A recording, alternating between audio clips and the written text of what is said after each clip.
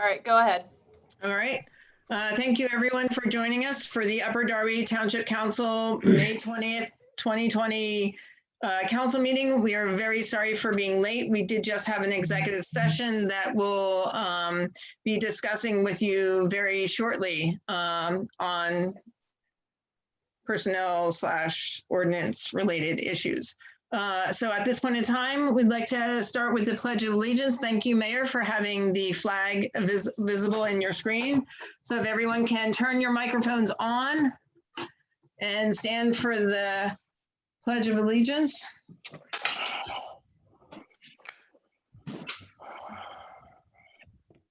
All right. So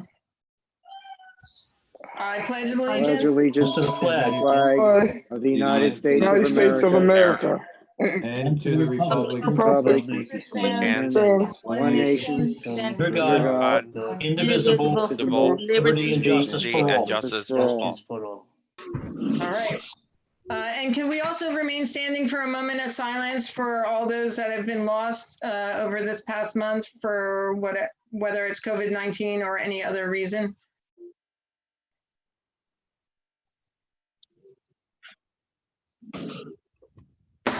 Thank you. Okay. Councilwoman Phillips, can you do a roll call for us? You got to turn your mic on. There you go. Good evening, everyone. Councilman Gwynn, Present. Councilman Burke, Here. Councilwoman Blackwell, Present. Councilwoman Billups is here. Councilman Sadiq, Yes. Councilwoman Faralia, Here. Councilman Silva, Present. Councilman Barnett, Present. Councilman Wagner, Here. Council President Wentz, Here. and Councilman Tunis. Here. Great. All present accounted for. Awesome. Thank you. And then with us, we also have Mayor Keffer, CAO Vince Rongioni, L&I Director Chris McSween, and Municipal Clerk Alexis. I'm not going to butcher her last name because I know she's told me it, but and then we also have solicitors Courtney Richardson and Sean Kilkenny with us as well. And Allison's going to be doing the reading of the public comment when we get to that point in time. Okay, great. So, all right, so the next thing is rules of meeting decorum. Rule out of order, scandalous, impertinent, and redundant comment or any comment, the discernible purpose of which is to disrupt or prevent the conduct of the business of the meeting, including the questioning of or polling of or debating of with individual members of the board. I say this knowing that there has been email communications between our solicitor and Councilman Barnett about some of this decorum that I just read. It was on the agenda. So I didn't get a chance, Sean and Don, to read your last email communication on what the decision was on the decorum itself. So I apologize if you guys had come to a conclusion and I did not share it. So Sean, can you weigh in on that for me? Because I realized I did not, your mic's not, you got to turn, hold on. I'll ask actually Courtney. She wrote the memo on the status. Thank you, Courtney. Yes, thank you, Council President Wentz. So the question is that overall, are restrictions on public comment permissible under the First Amendment of the United States Constitution? In addition to that, Section 710.1 of the Pennsylvania Sunshine Act. And the conclusion is no. For the purposes of the United States the First Amendment of the United States Constitution, the council meeting is considered a limited public forum. So you have the ability under the First Amendment, the government has the ability to limit the scope of comment.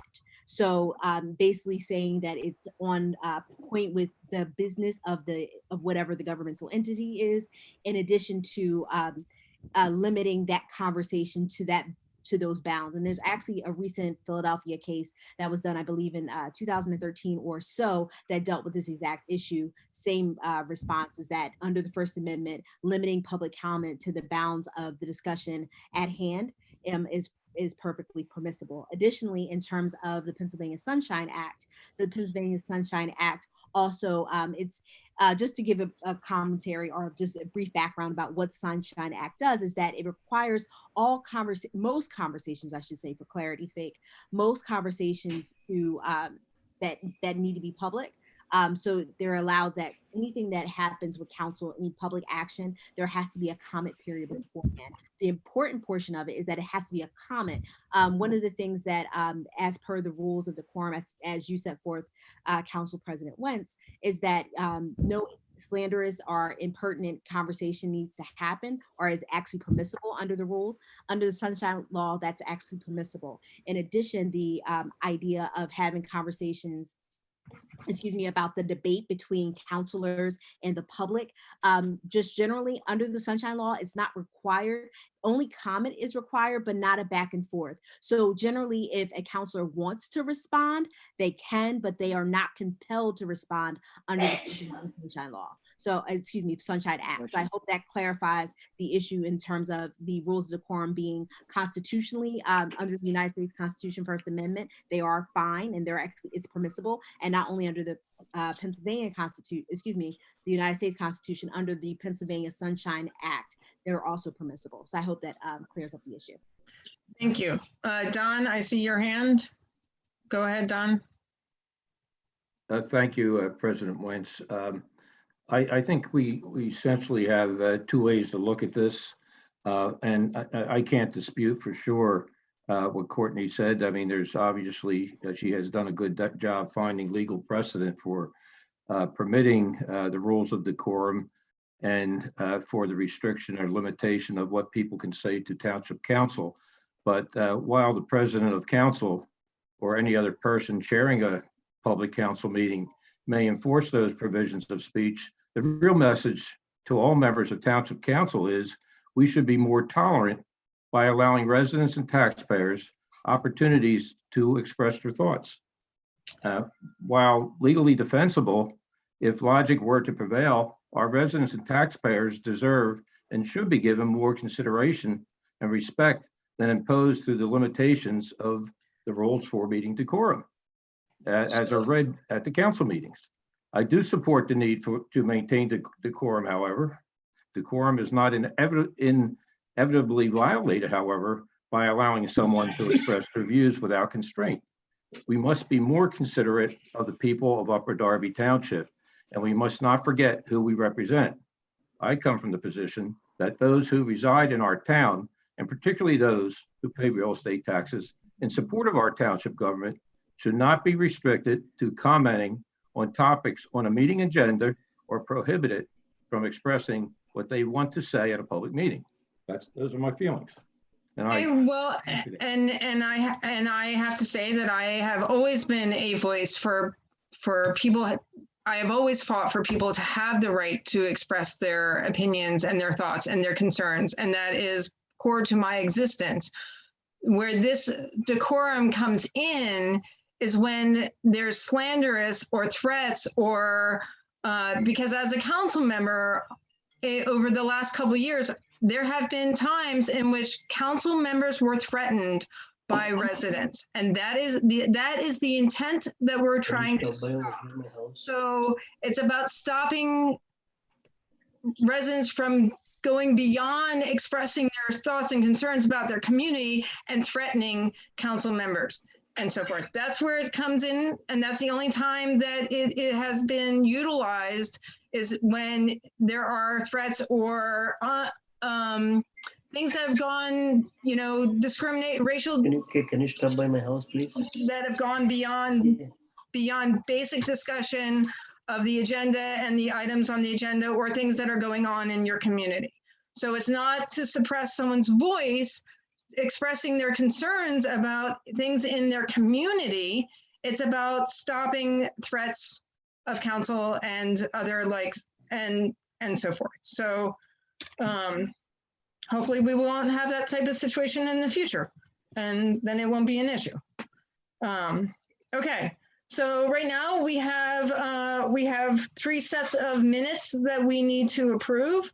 Can we get them? Since you guys have control of your mics, you will need to turn your mics on to make motions and second and vote on things. All right. So we need a motion to approve the minutes from the committee meeting of April 1st, 2020. Can I get a motion? Make a motion to approve the minutes from committee minutes from April 1st, 2020. Thank you. Second. Great.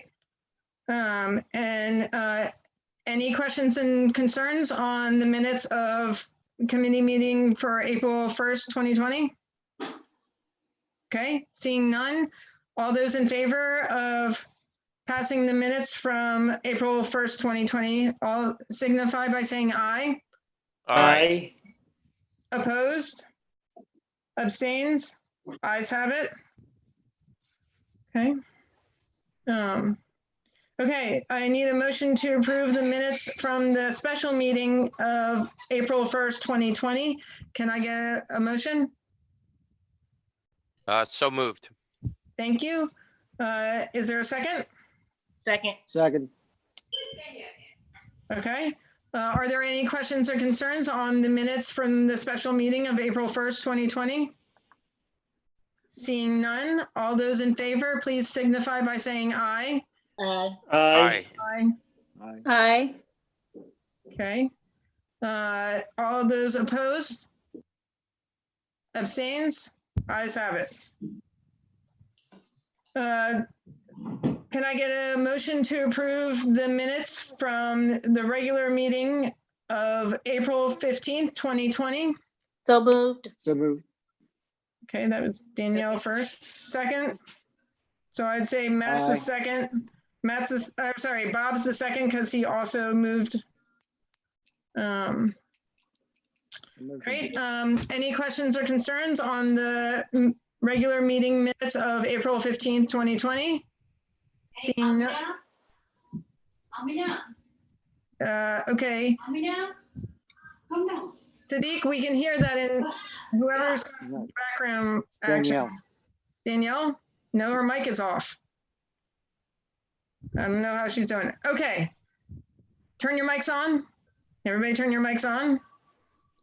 Because you can't vote without your mic on. All right. All those in favor of passing the regular meeting minutes of April 15, 2020, please signify by saying aye. Aye. Opposed? Abstain? Ayes have it. Great. Thank you. At this point in time, I'd like to ask Solicitor Kilkenny to give us a brief on our executive session and why we were late to the council meeting. Thank you very much, Council President Wentz.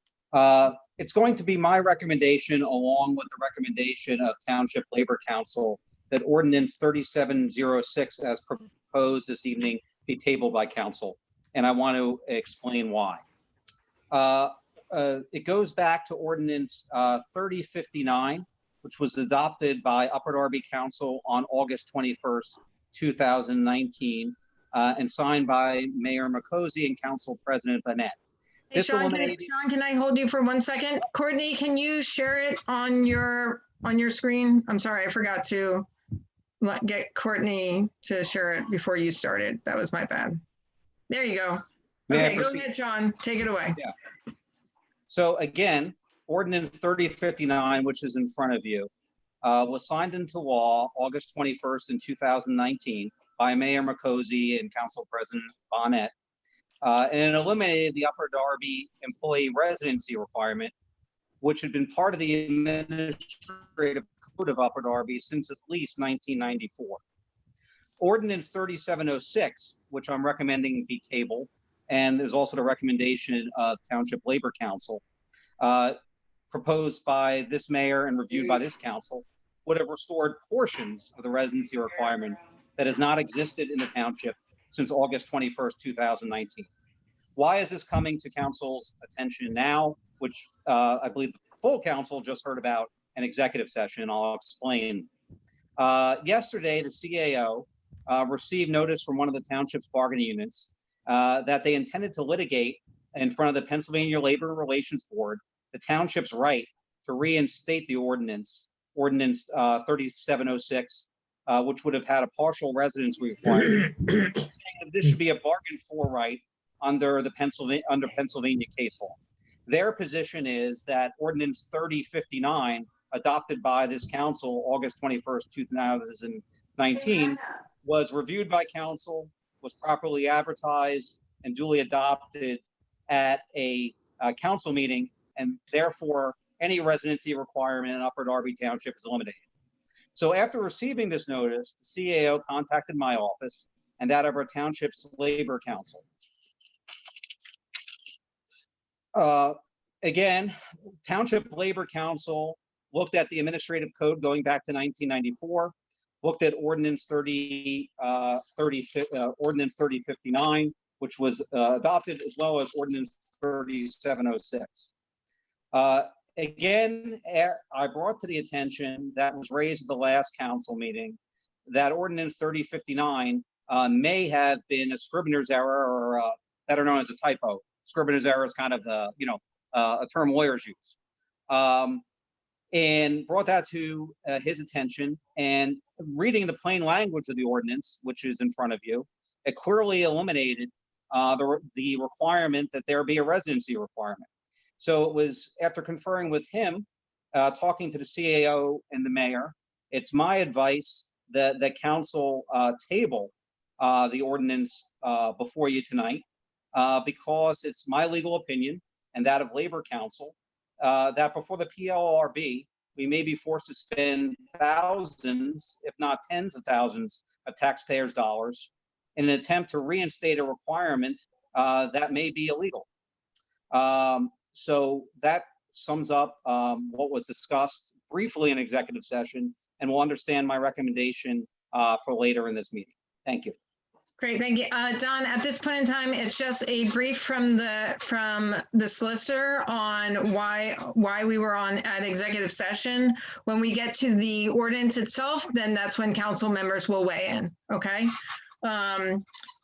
Since we do have to take an action on the ordinance to table it, so that's when council members will have an opportunity. So at this point in time, Allison, if you can come back on, it's our time for public forum. So go ahead, Allison. Council members, I did mute your microphones if you hadn't already done that, because the background noise makes it difficult for residents to hear what's going on. So I'll make sure to unmute you for those I did mute when it's time. Okay, thank you. Go ahead, Allison. Okay, Council President Wentz, you received 61 email messages of public comment that included the required name as well as address and lived in the township, and you also received one phone call. I'll start with the first one, which is from Friday, May 15th. Dolores Lombardi, 29 South Kirkland Avenue, Upper Darby, PA. On May 10th, I went into a restaurant in the 69th Street area to order takeout since the restaurant has not been answering their phones. There were a lot of people inside that restaurant in a small space waiting for their takeout. People were sitting about without any organization of where they should be waiting, and the hostess was not wearing a mask. People were walking directly up to talk to the hostess. Is there a requirement on how many people can be in a given amount of space in a store? Is there a requirement for marking where people can line up? And is there a requirement for mask wearing of the employees and the customers? Is there any township authority tasked with checking on the implementation of safe health practices in our stores that are open? Mayor or CAO, Vince, would you like to respond? Yeah, sure. I mean, look, it's a really good question. It's a really important point. We're all, struggling with this thing, and we want to reopen the economy. We want our small businesses to be able to make money, our restaurants and their employees to be able to do those things. but it's complicated and fraught. So the best thing to do, we have had people call in to the township. We've also had people call in to the non-emergency number for the police department.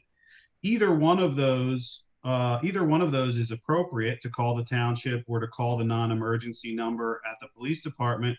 And both our health inspectors and the police have responded to calls of those types. That's really the best way to do it. I mean, I don't know exactly when Miss Lombardi observed this, but if she had called us, right at that time, we would have been able to respond and send somebody over, rather than bringing it to the meeting. I mean, which is also fine, but just in terms of our ability to respond. So the governor has issued the order.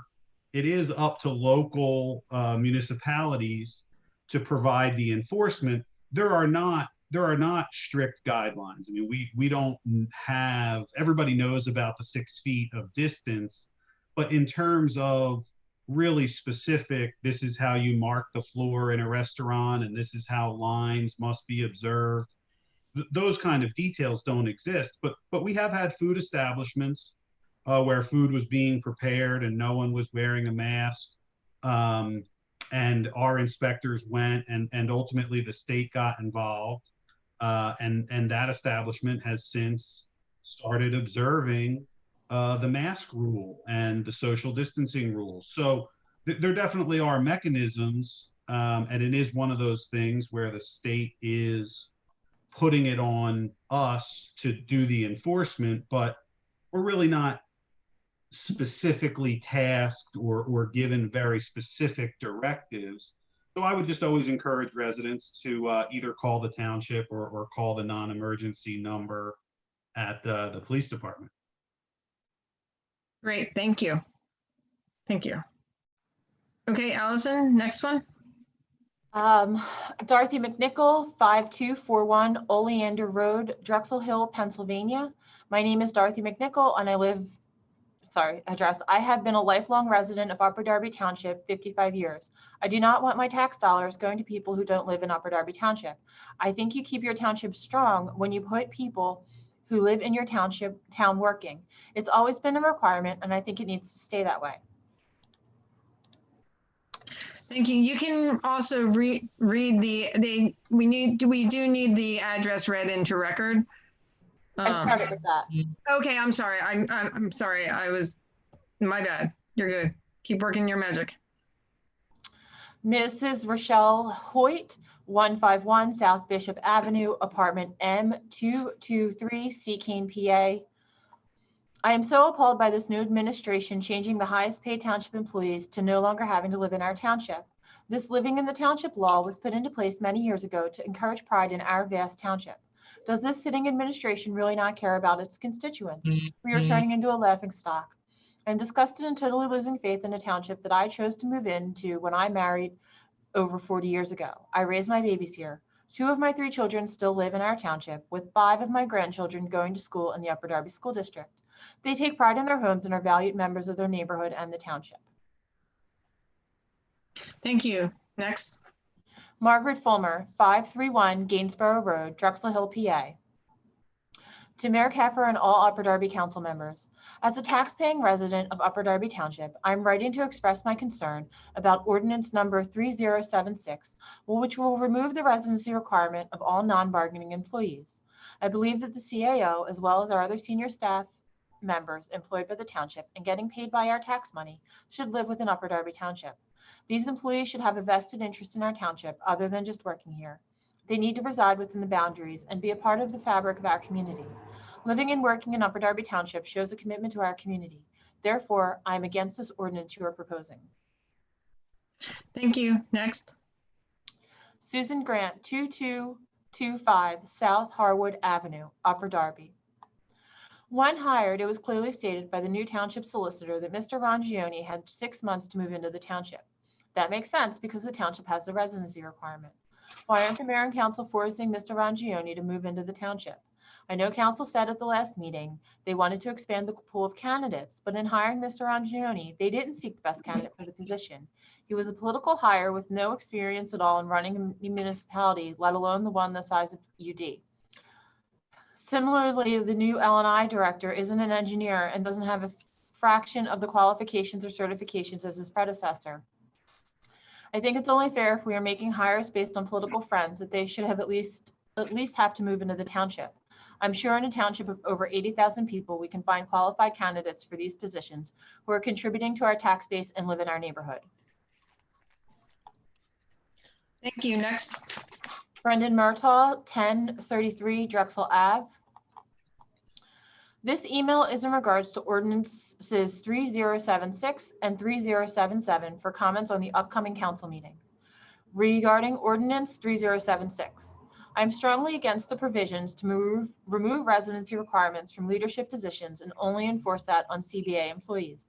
The administrative code has been that way since August 17, 1994 via ordinance 3815. I would also like to know who introduced ordinance 3076.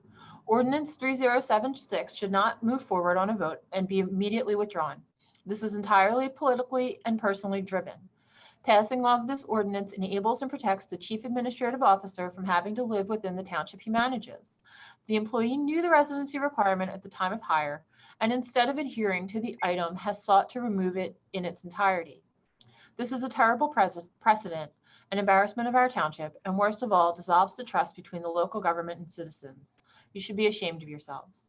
Regarding ordinance 3077, an ordinance of Upper Darby Township, Delaware County, Pennsylvania, amending the Upper Darby Township Administrative Code to remove the requirement that the Director of Public Works must be a registered civil engineer, and to remove provisions requiring the Director of Public Works to serve as the township engineer, repealing all inconsistent ordinances or parts thereof, providing a severability clause, and providing an effective date. My understanding of the proposed legislation is that, first bullet, the Director of Public Works will no longer need to be a registered civil engineer in the state of PA. The Director of Public Works position is to remain requiring a salary and benefits, etc., reporting to the mayor and CAO. The Director of Public Works will still be providing engineering services for the township, possibly as a non-registered civil engineer. The township will be hiring a third-party registered individual engineer or an engineering firm. The three questions I have to ask that complement my displeasure of the ordinance are as follows. 1, what is the rationale from council was in proposing the 3077 ordinance to remove the requirement for the position as well as hire a third party? At what cost to the taxpayers for the hiring of the third party individual/firm? What is the cost benefit ratio between a certified civil engineer Director of Public Works township employee versus paying for the Director of Public Works position and an outside individual/firm? Thanks. Great, thank you. Is there anyone who'd like to weigh in, on the questions in reference to 3077?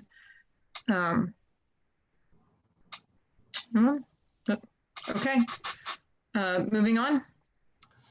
Patricia Copeland, 4112 Garrett Road, Drexel Hill.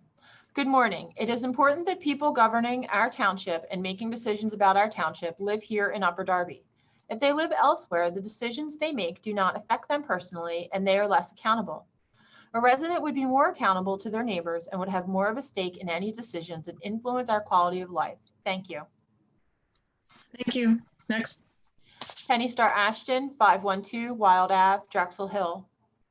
Hello, I am a longtime resident of Drexel Hill and Upper Darby Township. I recently read about the proposal for Wednesday night, May 20th, during the Upper Darby Township Council meeting. The proposal is to have the CAO and the department directors be allowed to not live in Upper Darby Township. I want to make it clear that I stand in opposition to this proposal. I believe the CAO and department directors need to live in Upper Darby Township like council members are required to do. Living here means something. Living here means they are more invested in our community. I believe it speaks to the values of our community. Thank you. Next. Elaine Fernero and Peter Petner, 7121 Pennsylvania Avenue, Upper Darby. Dear Mayor Keffer and Upper Darby Council members, we are opposed to changing the residency requirement for CAO and directors. We feel that anyone who is charged with making tax or regulation decisions that affect our township must live in the township. We understand the police are not required to live in the township after a few years on the job. They may impact our residents, however, they do not make the laws which they are asked to enforce. Teachers may be paid by our school taxes, however, they do not make the decisions about how the school budget is spent. Therefore, teachers should not be required to live in the township. We respectfully request that the residency requirements remain as currently written. Thank you. Next. Rob Hughes, 308 Shadeland Avenue, Drexel Hill, formerly of 7218 Hazel Avenue, Upper Darby, 1998 to 2017. Formerly of 444 Hampshire Road, Drexel Hill, my grandparents' house, 1946 to 1998. I lived here 1980, 1986, 1998, owned it until 2007. I am disappointed by our current administration's plan to present and vote on an ordinance to change the residency requirements. It is my opinion that if you are going to make decisions that affect us, you should be required to live here so you can see and feel firsthand whether the plans you've implemented go right or wrong. Who am I? I live here. I pay taxes here. My daughter and grandchildren have gone and go to school here. Why would it now, after over 40 years, be considered a good decision to change the residency requirement for our top township administration and allow them not to live here?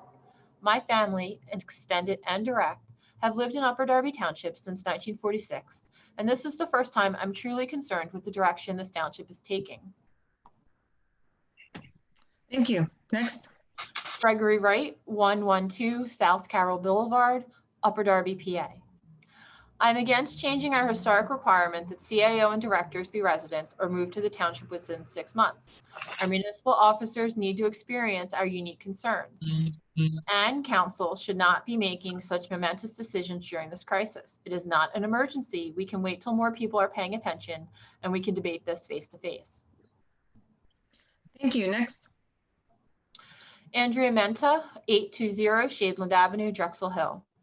It has recently come to my attention that the current administration is trying to abolish the residency requirements for the COA and directors. Having representatives who do not reside in Upper Darby Township would make absolutely zero sense, as people who do not live here would not have a vested interest in our community or the people who do live here. I would hope you make some kind of statement addressing this issue on the Upper Darby government Facebook page to clear up any misinformation or confusion. Thank you. Next. Josephine D. Giantomaso, 5005 Marvine Avenue, Drexel Hill. Do not change the residency requirement. These people should live in the township and experience life as we do and pay the taxes we do. Vote should not happen now. Work on issues involving the pandemic. Absolutely disgusting the way important issues have been railroaded through during your virtual meetings. Great. Thank you. Next. Joanna Serafini Lutner, 804 Shadeland Avenue, Drexel Hill. Dear Mayor Keffer and Upper Darby Council members, I am opposed to changing the residency requirement for CAO and directors. I feel that anyone who is charged with making tax or regulation decisions that affect our township must live in the township. I understand the police are not required to live in the township after a few years on the job. They may impact our residents, however, they do not make laws which they are asked to enforce. Teachers may be paid by our school taxes, however, they do not make decisions about how the school budget is spent. Therefore, teachers should not be required to live in the township. We respectfully request that the residency requirements remain as currently written. Thank you. Allison, that's starting to sound like a repeat. Are there multiples that are almost identical, or? Not that I'm aware of. I think that was just the second one. Okay, thank you. I just wanted to, if it turns out there's 30 that are identical, then instead of you reading it all over again. So, okay, cool. I was just curious. All right, thank you. We can continue on. Thank you. Marie Denny Sweeney, 1014 Childs Avenue, Drexel Hill. I respectfully request that the residency requirement not be changed until it is possible for Upper Darby residents to attend a public meeting.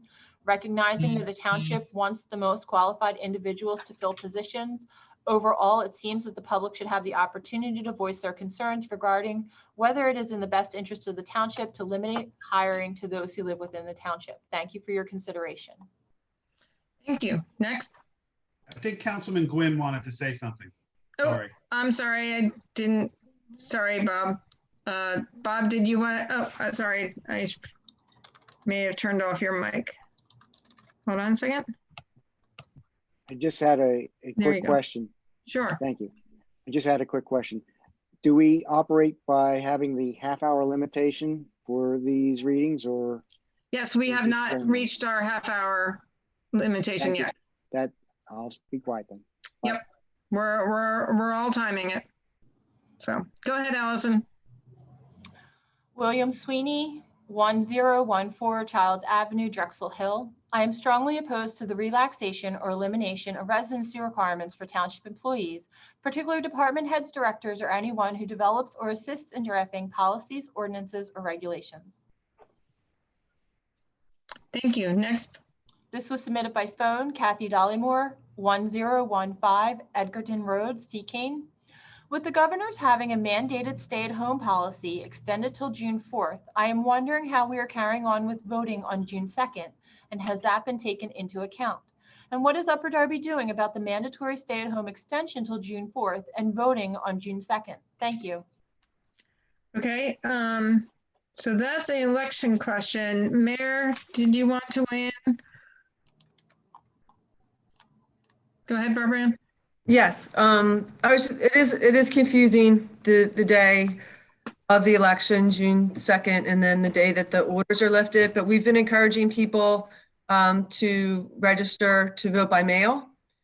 And you can vote by, the last day to do that is next Tuesday, the 26th. So you could call 1-877-VOTES-PA to get an application if you'd like.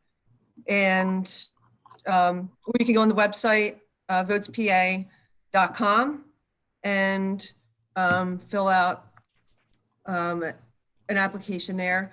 Also, the county has consolidated a lot of the polls, and my understanding is that there'll be very many fewer polls in Upper Darby because we have fewer people that want to work the polls inside the election board workers.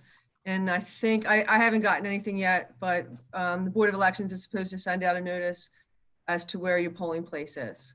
So aside from encouraging people to vote by mail, I don't know what else Right. to say about that, so. Okay, yes, and we do have a list. I did receive a list of what the polling places are. I'll make sure to post it on our Township Council page so that people can check there to see where their polling place is. So it's basically set up so that there are multiple precincts in one polling location to help control the situation. And then apparently the county has an interactive linked that you can easily find your polling location as well. So there are things that they've been doing. So please check the county website, county council website, the election bureau section. They should have a whole lot of information for people there as well. And I know that county council posts things on their Facebook page as well. So we'll make sure to share that. Great. Thank you. Allison, please continue. My name is Michelle Haney. I have been a resident of the Drexel Hill section of Upper Darby Township for over 30 years, residing at 3722 Taylor Avenue, Drexel Hill, PA. I am concerned about an upcoming vote on the residential requirement to live within Upper Darby Township for the public offices of mayor, chief administrative officer, and directors. As a longtime resident, it is my strong belief that people who are in these positions should be residents of the township. These roles have the power to make decisions for residents, and as such, they should be a resident and have to live with the decisions they make too. I would like to see this vote keep the rule as is and require people in these positions to be residents of the township. Thank you. Next. Kyle McIntyre, 1040 Drexel Avenue, Drexel Hill. My name is Kyle McIntyre. I understand very much the arguments for removing the residency requirement. That said, I strongly and vehemently oppose the removal of these requirements. I suggest instead reforming them, maybe making them more lenient, but to remove them, I believe, is an extreme injustice to the community. I have no interest in having someone from Garnet Valley or from outside of Upper Darby make decisions on community issues. I understand a lot of the arguments supporting this, and I hope no one takes it personally, my stance on this. We can still court quality officials, but they should have to move here. I just happen to believe that local leadership should be local. I understand that there is a cost implied for moving. I just think that those people who are not willing to meet those commitments should move out of the way for those that are. Like I said, this isn't meant to be about any person in particular, and I hope you understand that I had to speak on this issue.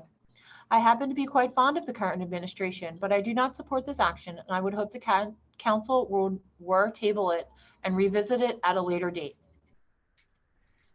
Thank you. Next. H. Peacer, 1021 Belfield Avenue, Drexel Hill, to the mayor and council. It is my firm belief that all executive officers, council members, and employees of Upper Darby Township should reside in the township. This would provide a better understanding of the needs of the community and cause employees to be involved in the community on a daily basis. This should not be a council decision, but should be voted for by the residents of the community, especially during this pandemic. Thank you. Next. Patricia Guhan, 240 Bayard Road. I feel strongly that if you work for Upper Darby, you should live in Upper Darby. The town went downhill quickly when the police were allowed to live elsewhere. Also, please do something constructive, like stop allowing single-family homes being turned into duplexes and triplexes. There's not enough parking, and it has burdened our schools. Also, stop the illegal renting of basements that are not even up to fire code. I have neighbors that are in Section 8 housing, and they're making money renting out the basement of the home they are renting. This makes no sense and causes a danger to everyone. So please start doing your jobs and do something that the people of this great town want.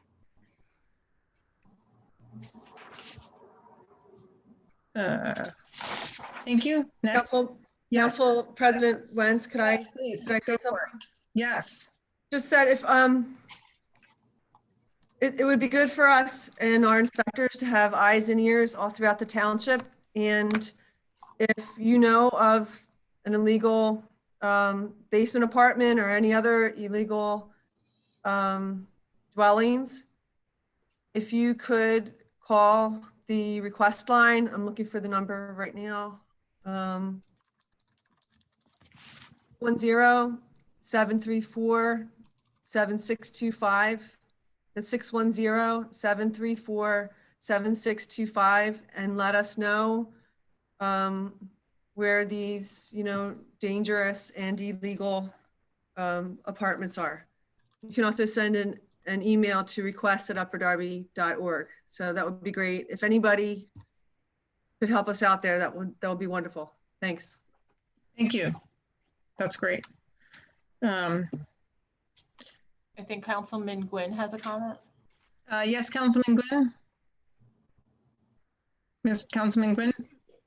People should also understand that their comments into the request line are kept confidential, but they should also get a tag number to follow up on it if they have any questions about it. Great, thank you. Okay, go ahead, Allison. Laurie Colgan, 358 Lakeview Avenue, Drexel Hill. I truly believe in having a vested interest in the community when it comes to our township leaders and workers. We need our township employees to understand and feel the impact of the decisions that are made. Please do not change the residency requirement. This is our community. As a resident for over 48 years, I want things fixed, but I also believe that home is where the heart is. Residents of other communities could care less about our community. That is why the residency requirement are important to this community. Thank you. Next. Richard Dulce Jr., 38-year resident, 318 Childs Avenue, Drexel Hill, PA. Dear Mayor and Council, in regards to the residency requirement, please vote to keep the current rules in place and require employees to reside within township boundaries. It is my belief that such persons filling these positions need to live within the township. Decisions that the mayor, council, etc. are making impact us residents and should be equally felt among those that serve us. If one of you all do not want to live here, then I do not want you making decisions for me, plain and simple. We have a large township with various educational backgrounds. It should be very easy for you to fill the spot with someone who lives here or who is willing to move here. How can you expect anyone to invest time and money here if our leaders don't even want to live here? It sends the wrong message and will keep us in the negative spotlight. Thank you. Next. Jerry Scamuffa, 1002 Cobb Street, Drexel Hill. To whom it may concern, I do not agree with the removal of the residency requirement. If anything, it has to be tables for when we as a community, I think he means tabled for when we as a community can come together in a public forum to talk about it. You want to work here, you must live here if you work for the Township Mayor's office. Okay, thank you. Next. Wasif Quasi and family, 7006 Hilltop Road, Upper Darby. Good morning, Barbara Ann and respected council members. I hope and pray that everyone is safe and doing well during this pandemic. I dialed into the last council meeting and I felt the duration of the meeting was too long and number of agenda items were insanely high, and it was challenging for residents to stay on call for full duration. Another thing which came to my knowledge was change in residency requirement. As far as my understanding, the requirement for residency has always been a criteria for employment in the township and for very good reason. And me and my family strongly believe that this is good for the community and the township, and we strongly proposed that these requirements should stay. Thank you very much. Have a safe day. Okay, thank you. Next. Jeannie and Vince Hubach, 1004 Childs Avenue. To reiterate Mayor Micosi's sentiments, we are of the strong opinion this ordinance should wait and be introduced and heard at a public meeting so all can voice their opinions. Please stop wasting our tax money and focus your energy on making our township stronger and not slowly degrading like it is now with dark of night township meetings during a pandemic. We have so many qualified people within our boundaries who will care more about where they live than some outsider who has no clue what we face. I believe it is important to explain the importance of the residency requirement, its history, and factual details. This is a critical turning point in the township as we know it. Council will vote to remove this requirement that 82,000 residents had an opportunity to recommend and enact. Please forward an email to Mayor Keffer or all of council. Thank you. Next. Kirsten Russo, 735 Edmonds Avenue, Drexel Hill. Good morning. Please keep the residency requirements for Upper Darby. It is important that those earning a salary off of the taxpayer are invested in their community. Living in the township that they serve is crucial to understanding the needs and wants of the community. We want Upper Darby to thrive, and we want people to choose to live here. If those that represent us don't live here, what does that say? The answer is, what is wrong with that township if its leaders don't want to live there? Thank you for your time. Thank you. Next.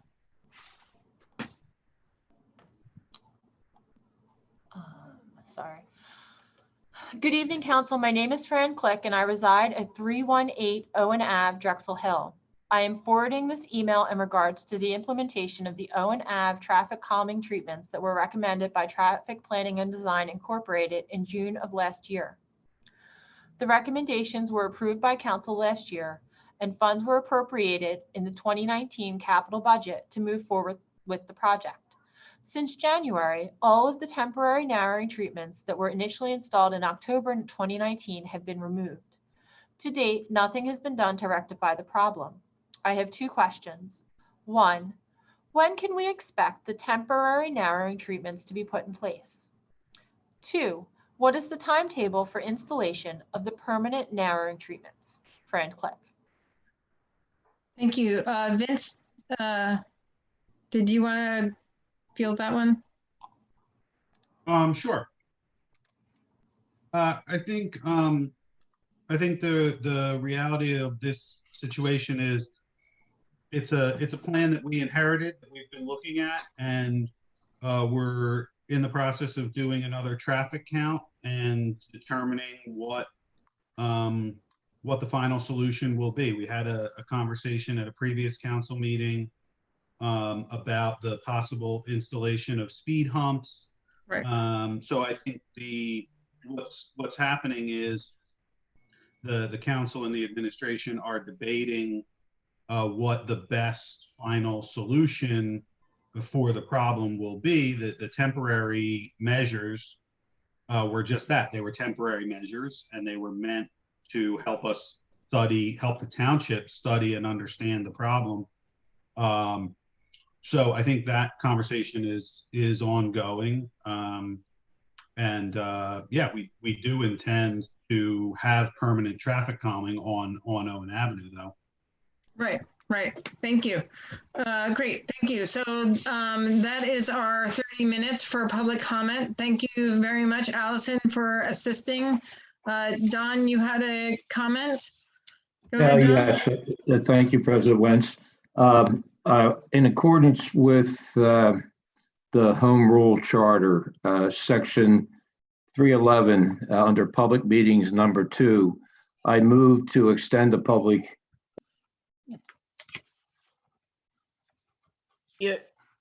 Your mic went out. I didn't touch it. Don, you got to bring your. Don, are you there? I am here. There you go. We lost you at a certain point in time. Can you hear me again? Yes, I can hear you. All right. In accordance with Section 311 of the Home Rule Charter, under Public Meetings, item number 2, I move, formally present a motion to allow all of the comments that have been registered under the public segment tonight to be heard. Is there a second to his motion? Second. Okay, Lisa has seconded his motion. So Don, motion to extend.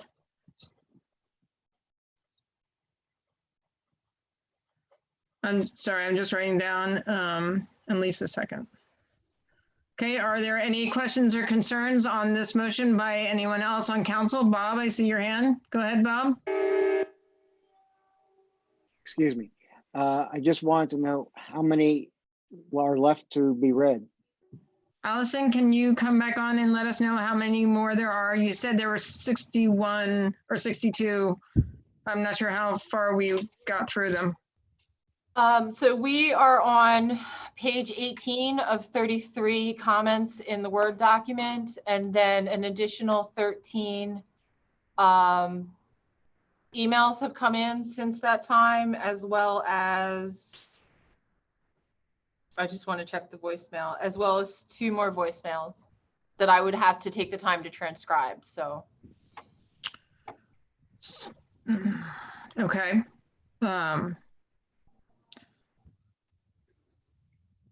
I'm sorry, you said 14 more emails and no, so I don't have a quantification of how many emails I've actually read. I'm saying that what I typically do is submit them into a document to prepare them for submission to the minutes. So I'm on page 18 of 33 pages of emails. And then there's an additional 13 emails that have not been added to the Word document, as well as 2 voicemails. Right. So it's talking about an hour. So yeah, that would extend the meeting, right? That would extend the meeting. Councilman Barnett, you're in favor of extending the meeting? Okay, so I guess, okay. So if we extend the meeting to hear all the public comments, then are we gonna get told that you're upset that the meeting took so long? Because we do already have a comment, at least 1 or 2 of people who are upset that meetings take so long. So if we extend to hear all of the public comments, and then when we still have ordinances to hear from and resolutions to pass, I just want to verify that we're not going to then turn around and then complain that the meeting took really long after adding at least another hour of public comment to the existing situation. Just want to make sure we're clear on that. Yes, Lisa, you wanted to weigh in. Yes. Yeah, I think that at least maybe just the emails, not all the phone calls and stuff that just came in, or maybe she sent us all an email of all the emails that came in. We're working on getting the public comments a lot faster than we've been able to get it to you in the past. Alice and I are going to be talking tomorrow about helping to facilitate that process of from this point forward. So I do apologize for the previous meetings not getting that information to you in a timely fashion. So we are working on fixing that for the future. I just want to make sure we've had a lot of debate and concern about the length of our meetings, and that adding on all of these, I mean, it's awesome that all these people have been able to make comments about, I mean, I've been taking notes, and we've already heard from 1, 2, 3, 4, 5, 6, 7, 8, 9, 10, 11, 12, 13, 14, 15, 16, 17, 18, 19, 20, 21, 22, 23, 24, 25, 26, 27, 28. We've already heard from 28 people, and in a normal council meeting, we would have only heard from maybe 10 to 12, maybe 15 people. So we've already heard from a great number more people than in any in-person council meeting. So I just want to make sure we're clear. If we continue with the, I see you, Don, but I just want to make sure we're clear. If we continue with the public comment, I do appreciate Lisa's suggestion of going on with the rest of the emails that are already in the document that Allison has. But, I just want to make sure that at the end of the meeting, we're not complaining that it took so long, that it was such a long meeting. So just want to make sure everyone's, Don, you've already spoken. Hafiz, please go ahead. Yeah, over the last couple of meetings, as well as the what I've received from my constituents and from many of my colleagues, is that our meetings have been extremely long. Some experienced council members have argued that it's longer than it has ever been. And the general public has been also expressing that concern. I think I like Lisa's idea of emailing. I think we should email the Word document, as well as when we get a chance to transcribe the phone records, the phone voicemails, to be sent to our emails. Preferably, if we can do it within this week, that would be great. However, being that the concerns were huge from my colleagues and a lot of residents, extending the meeting almost an hour kind of seems like some members on the other side of the argument. And I just think that I kind of like Lisa's idea, and we mix it together. I think that's the best foot forward. And I also want to chime in on that. Majority of the comments are about resolution or ordinance number 3076 that we're Can we call the question? Okay, wait, can I just finish my sentence? Sorry. I gotcha. That we've already discussed that we're going to table. So I'd be happy to hear any other comments where it wasn't specific to 3076, where we already know that majority of people are against 3076 and we're going to table it. There's a 95% chance we're tabling it. So therefore, if someone had something completely different, I would love to hear what that is. But to extend just to hear the same basic concept that we're on an issue, that an ordinance that we're going to table anyway, I find that will be a very painful process. So I'm sorry, Hafiz, you did say something about calling the question and I stopped you, and that was my bad, but I just. Tom Wagner has a question. I know, but Yeah, I was gonna ask if we could call the question and just vote on it, I guess. Yeah. Okay, so then, yes, Vince? Yeah, I just need to quickly point out, Allison Dobbins regularly works 12 to 15 hours a day. She's been at the Township building since 7 a.m. She does not work for Township Council. She provides the technology support for this meeting as a courtesy. And so I would respectfully ask the council to respect the staff's time, energy, and effort. She is more than happy to email the document with all the comments, but abusing the staff for a political purpose is really not appropriate. And I would hope that people would not do that. And I do agree that Allison has done an amazing job and she has helped us profusely on this. And so that's part of the reason why we're going to try and help to assist her on that, because during a council meeting, myself and Alexis cannot actually deal with the public comments because of our roles that are already in place. So I know we have so many things on the floor right now. I know Don, Matt, and Tom, you've had your hand up, but I do also have to acknowledge that Councilman Hafiz was making a motion to call the question, and because that is a motion within a motion, we need to actually follow the motion within the motion. So Hafiz had called to call the question. Did anyone second the calling of the question? Matt, is that a you? Yes. You want to second the calling of the question? Yes. Okay, so we have a call of the question, a second of the call of the question. All those in favor of calling the question, please turn your microphones on. Okay, so to call the Define question. what it means. So to call the question, we're just voting on to call the question to go to vote on Don's motion, but we have to vote on the calling of the question first. Right? Okay. Yes, that is correct.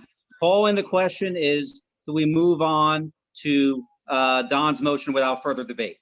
Yes. Right. Okay. So please turn your microphones on. Lisa, you need your microphone on. Sadiq, you need your microphone on. Great. So all those in favor of calling the question, please signify by saying aye. Aye. Aye. Opposed? No. Don Bennett's a no. Who else is a no? Anyone? Just Don Bennett? Okay. Any abstains? Okay, ayes have it. The question has been called. Now we're going to vote on Don's motion to extend the public comment section of the meeting. I think we need to do a roll call vote on this one, just to make sure we don't mess anything up. Don, hold on. We've moved past debating. We're about to, yes. I'm correct. You haven't allowed comment. We have had The comments. question's been called, so I don't, yeah. So now we're going to vote on the question, and the question was your motion. We had already discussed it. Now we're voting on the question because it's already been called. All right. So I have a point of order, Madam President, yes, yes. and I just have to point this out. The question was called by Mr. Tunis, which, by the way, I was trying to say I agreed with. Okay. You prevented me from making a comment, then allowed the chief administrative officer to make a statement essentially accusing members of this council of abusing the staff, and then went back to the fact that, oh, the question's been called, so nobody can make any comments. It's completely inappropriate. Our CAO is a paid employee. He shouldn't be accusing members of this council about anything. He should be responding when he's asked for information, period. Point of order, I'm sorry, the question's been called. Let's get on with the vote. Yes, we are continuing on with the vote. So I won't call on you again in between, and I'll try not to mess up that again. Okay, so roll call vote. Michelle, please go for it. Councilman Gwynn? No. No to not extend it? No, yes. Yes. Councilman Burke? Yes, I would like to hear all comments. Councilwoman Blackwell?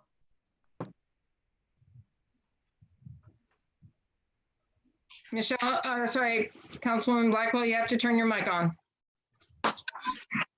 Councilwoman Blackwell? Yeah, let's continue. I'm sorry. It's messing up. Let's continue. So no, you have to vote. Yes or no, Councilwoman Blackwell? Continue with the question. Danielle, you have to turn your mic on. Danielle, you have to turn your mic on. Let's continue to talk with the questions now. Danielle, there is a vote. Can you hear me? Yes, and your vote. Can you hear me? I can hear you. Me? I can hear you. You have to vote yes or no. Are you voting to continue the questions? She's voting yes. So you're voting yes. You have to continue with the question. It's a yes or no. It's a yes or no. So you're a yes. Thank you. Michelle, please. It's me, yes. Sadiq, Yes. Faralia, Yes. Silva, Councilman Silva, No. Councilman Barnett, Yes. Councilman Wagner, Yes. Council President Wentz, No. and Councilman Tunis. No. 4 no's and the rest are yes. Okay, so we continue. So we need Allison back to continue where she left off.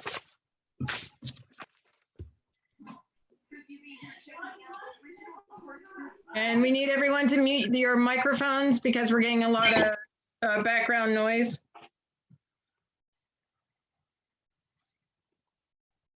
So Allison, our last person was friend Click or Kick. Click. The next email submitted was a had already submitted a comment. So I'll Okay. move on to the next one. John O'Hara, 3756 Woodland Avenue, Drexel Hill. To council, reference ordinance 3067, section 6.02, appointment, promotion, performance review, and residency requirement. Section D, as a home rule community, all employees should be community stakeholder. Local residency is the normal means to demonstrate such interest. To limit the residency requirement to those in a bargained agreement is disingenuous to the concept of home rule.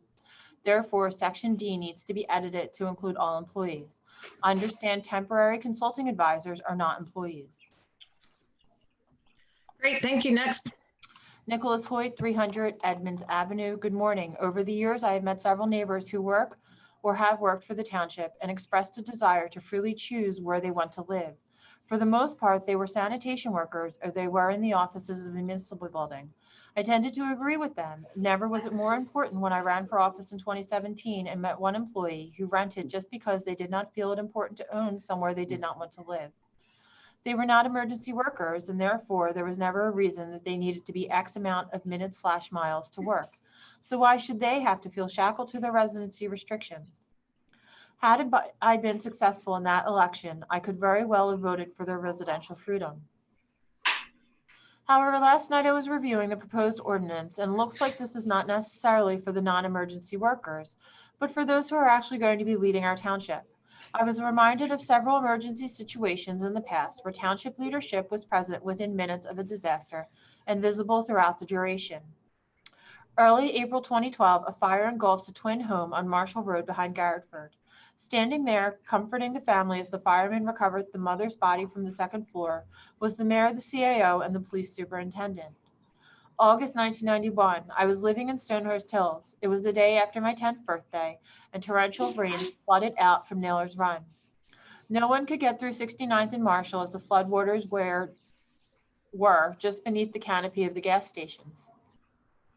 Countless blizzards like 1996, where we are under 30 plus inches of snow, or the back-to-back storms of 2010 that dumped several feet in our township. The constant change in weather forecast needed 24-hour monitoring. These are just a few examples of emergency needs where seconds count.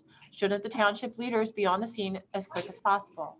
P.S. The only reason I am copying in the news media is because I do not have the 5.5 hours of availability to watch these meetings, and I do not necessarily trust the partisanship of reading the reactions from the local social media pages.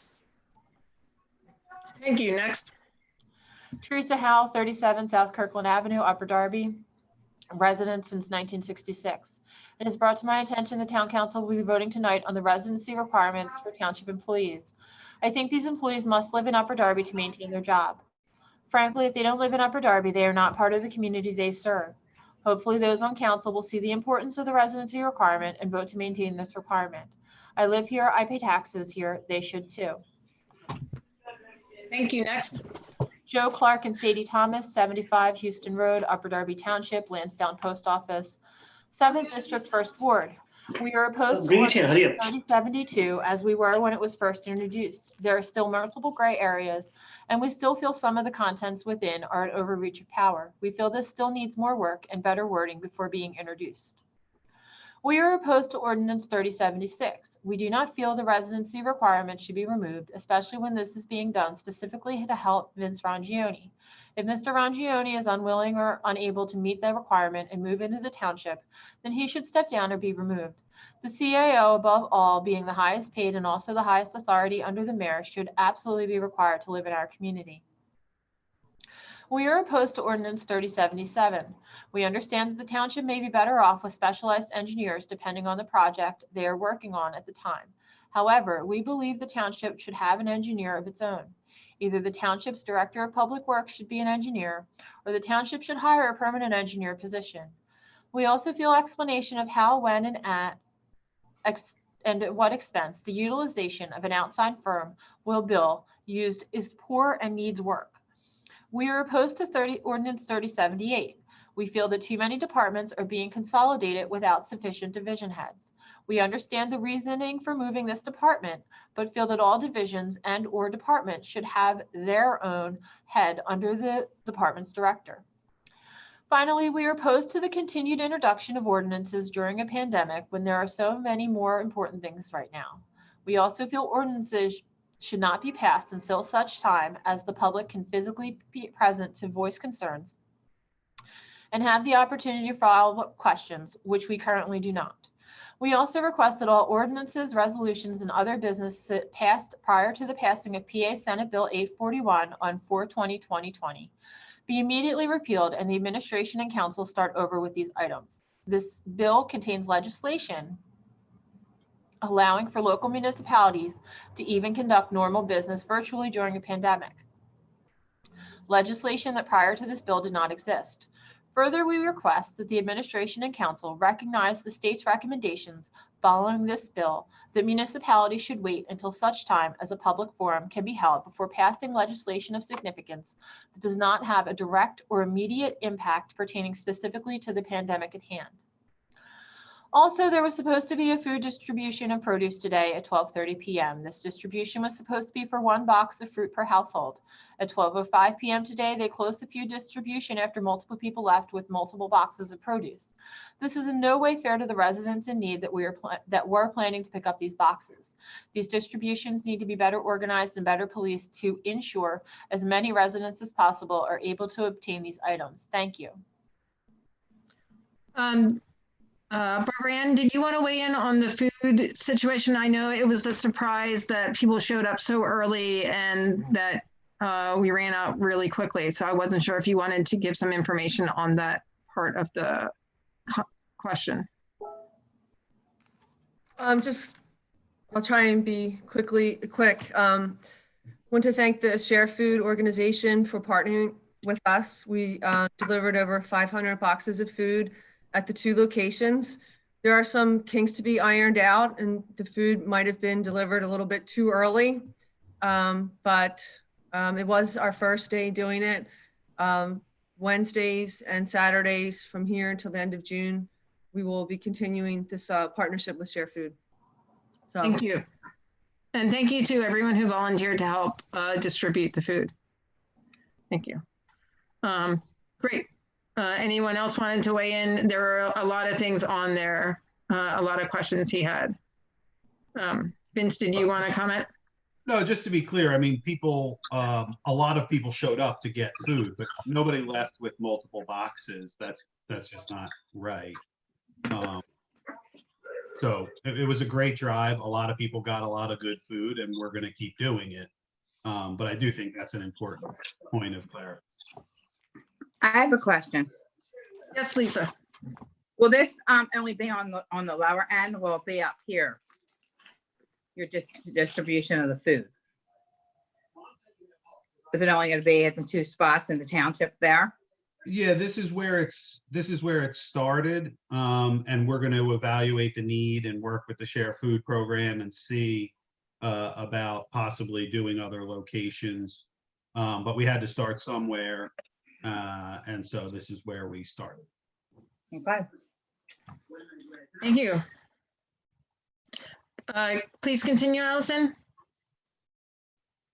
Dom and Gina Bonani, 908 Edmonds Avenue. Good afternoon. We find having someone on our town council not living in our township an injustice. Please do not remove the residency requirement. Lawyers should not change the law because it benefits them. The COA should not have accepted the position if he cannot abide by the law/rules.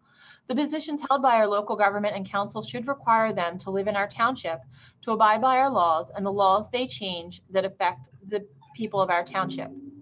We should be in this together or show them the door. Thank you. Next. Michelle Cow, 134 Ivy Court, Upper Darby. Hello, my name is Michelle Piacenti Cow. I am a lifelong resident of Upper Darby.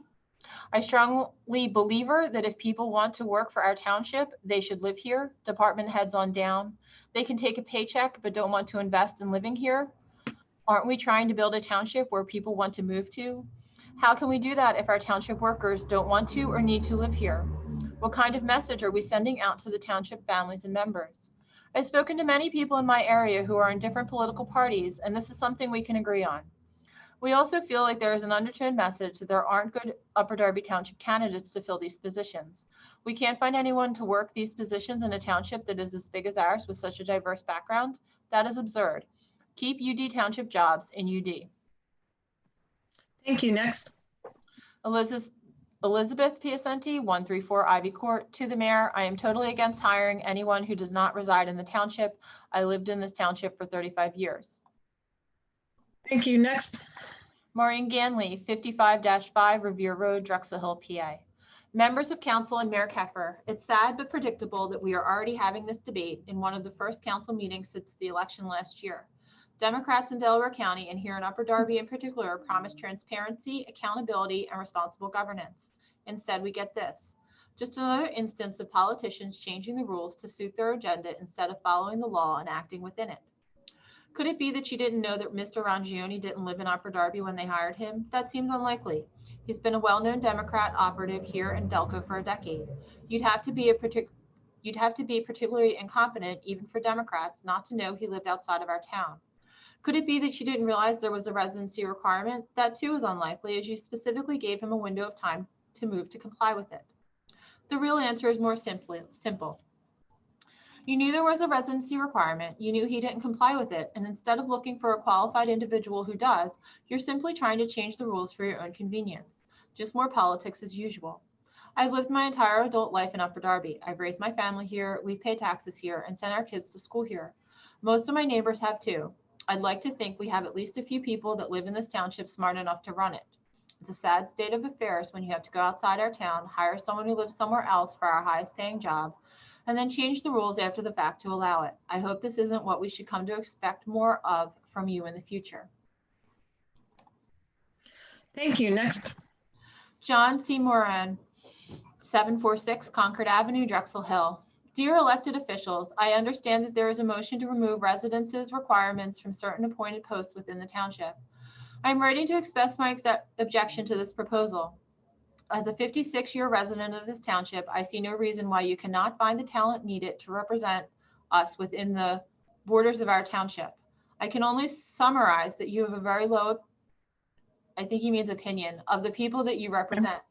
Could this proposal only be needed to keep our deputy mayor employed by Upper Darby Township? I'm asking the mayor and the council to vote against this proposal. Thank you. Next. My name is Dawn Maxfield. I reside at 2217 South Harwood Avenue, Upper Darby. I am writing to urge members of this council to vote against Ordinance 3076. I believe all tax-paid employees of Upper Darby should be residents of Upper Darby. This is not a Democrat versus Republican issue. It is important to residents that these decision makers be part of the community, our neighbors, and fellow taxpayers. It is a direct insult to the residents of this town for an employee to refuse to live here. From an optics perspective, it says, I'm too good for Upper Darby, but I'll take your money. At a previous meeting, a council person presented a hypothetical scenario where moving would be a hardship, such as a spouse or child with special needs in a home that had been customized. Surely an exception could be made, and I suspect that it has in the past. But this ordinance would remove the residency requirement for all non-union employees. That is also insulting the hardworking men and women of this township for different rules to apply to management. I also take exception with how this has been presented. We are being told that because of a misprint in a previous ordinance from August 2019, the residency requirement is no longer active. Everyone sitting on council today who voted for that ordinance knows that removing the residency requirement was not intended. The obvious measure to correct that error would be to adopt a new ordinance that reads exactly how the residency requirement was written prior to August 2019. This new administration was ushered in on a promise of transparency and honesty. Clearly, this is not what is being done. If you believe the township would be best served by removing the residency requirement, then write an ordinance that clearly states that and have the debate. But don't try to sneak in a fundamental change under the disingenuous claim of correcting a previous administration's error. I again urge all members of council to vote against Ordinance 3076 as it is written and present a revised version to restore the original wording of the residency requirements. Thank you. Next. David Dryden, 1114 Vermont Road, DH. We are opposed to Ordinance 3072 as we were when it was first introduced. There are still multiple gray areas and we feel some of the contents within are an overreach of power. We feel this still needs more work and better wording before being introduced. We are opposed to Ordinance 3076. We do not feel the residency requirement should be removed, especially when this is being done specifically to help Vince Rangione. If Mr. Rangione is unwilling or unable to meet the requirements and move into the township, then he should step down and be removed. The CAO, above all, being the highest paid and also the highest authority under the mayor, should absolutely be required to live in our community. We are opposed to Ordinance 3077. We understand that the township may be better off with specialized engineers depending on the project they are working on at the time. However, we believe the township should have an engineer of its own. Either the township's director of public works should be an engineer or the township should hire for a permanent engineer position. We also feel explanation of how, when, and at what expense the utilization of an outside firm will be used is poor and needs work. We are opposed to Ordinance 3078. We feel that too many departments are being consolidated without sufficient division heads. We understand the reasoning for moving this department, but feel that all divisions and/or departments should have their own head under the department's director. Finally, we are opposed to the continued introduction of ordinances during a pandemic when there are so many more important things right now. We also feel ordinances should not be passed until such time as the public can physically be present to voice concerns and have the opportunity for follow-up questions, which we currently do not. We also request that all ordinances, resolutions, and other businesses passed prior to the passing of PA Senate Bill 841 on 4/20/2020 be immediately repealed and the administration and council start over with these items. This bill contains legislation allowing for local municipalities to even conduct normal business virtually during a pandemic, legislation that prior to this bill did not exist. Further, we request that the administration and council recognize the state's recommendations following this bill that municipalities should wait until such time as a public forum can be held before passing legislation of significance that does not have a direct or immediate impact pertaining specifically to the pandemic. Thank you, Drydens.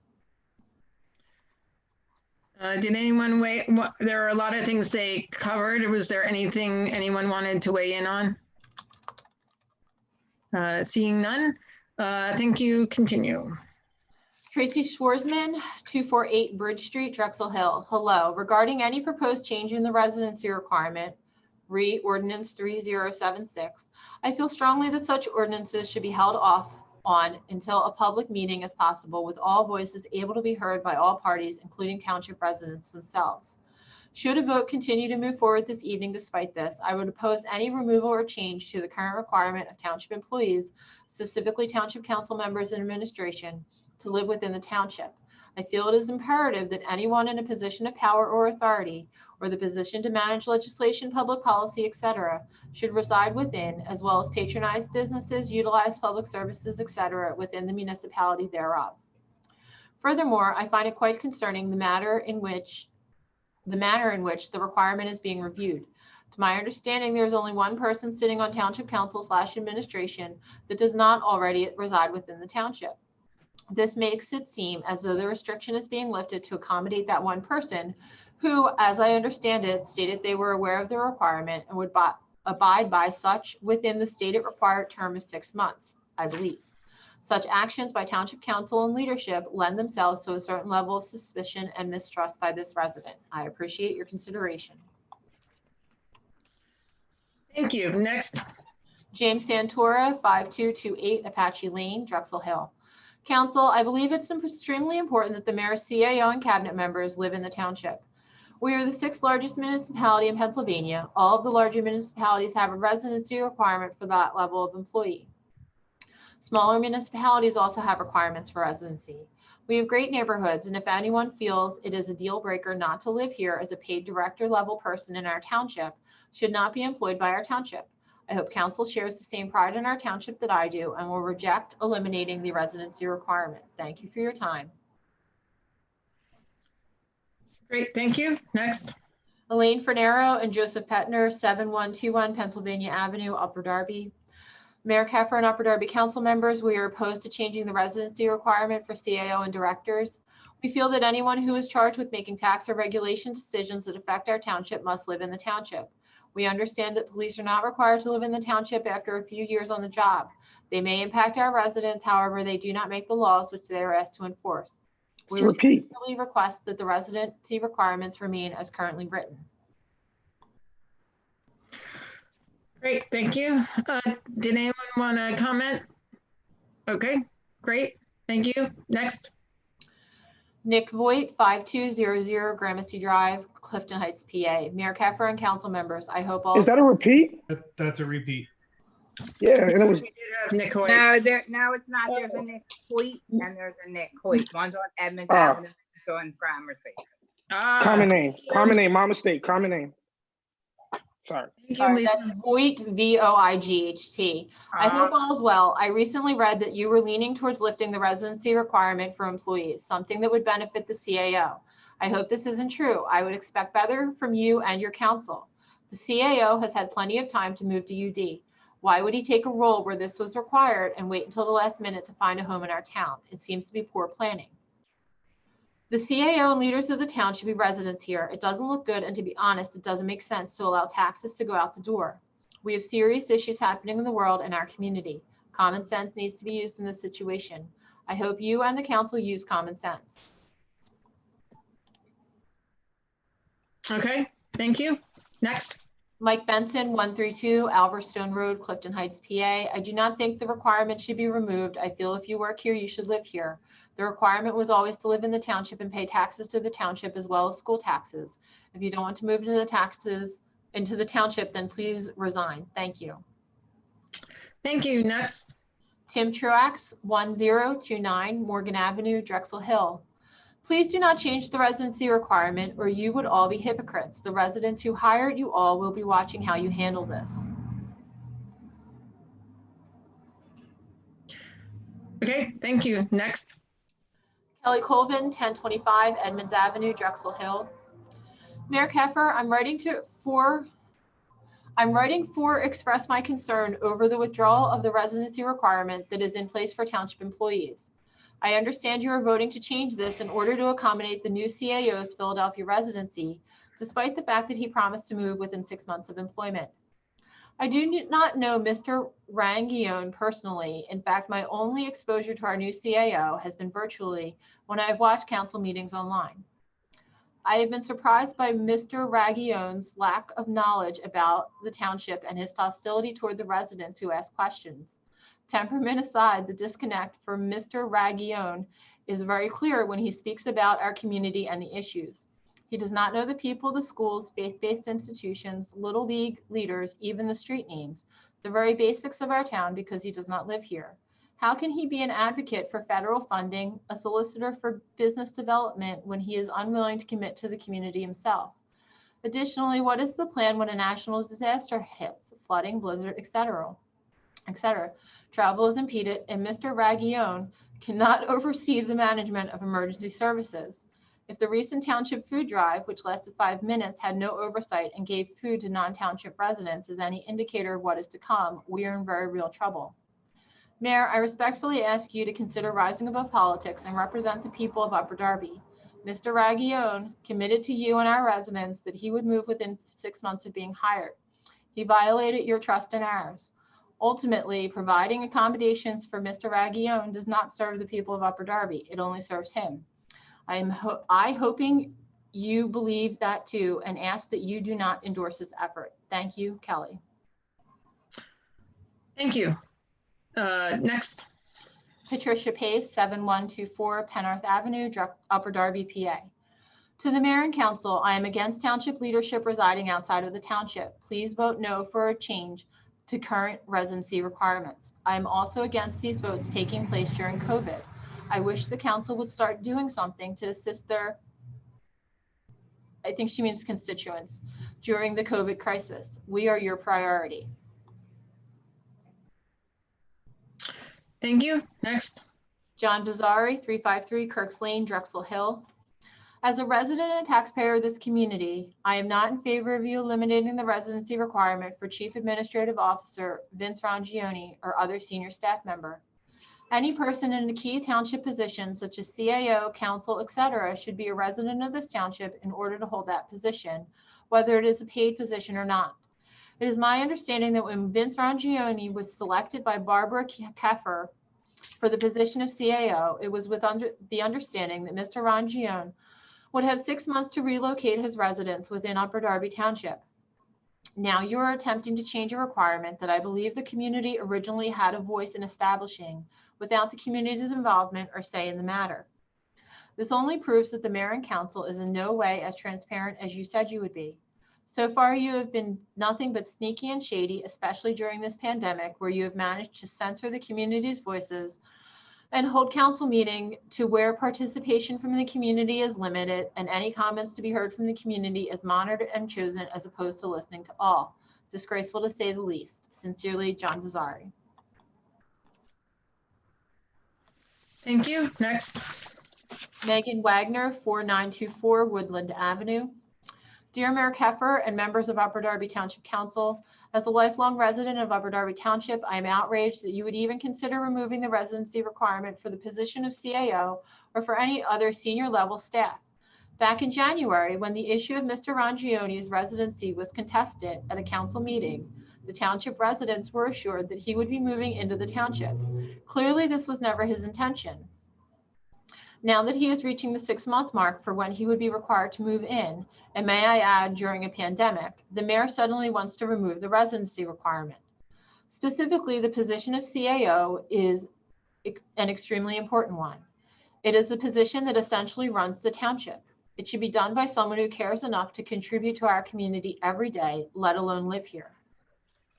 Is someone who doesn't even reside here going to care about the quality of life here in Upper Darby?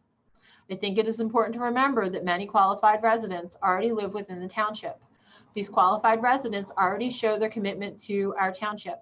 These people coach our children's sports teams, teach in our schools, run our corner stores, and our small businesses.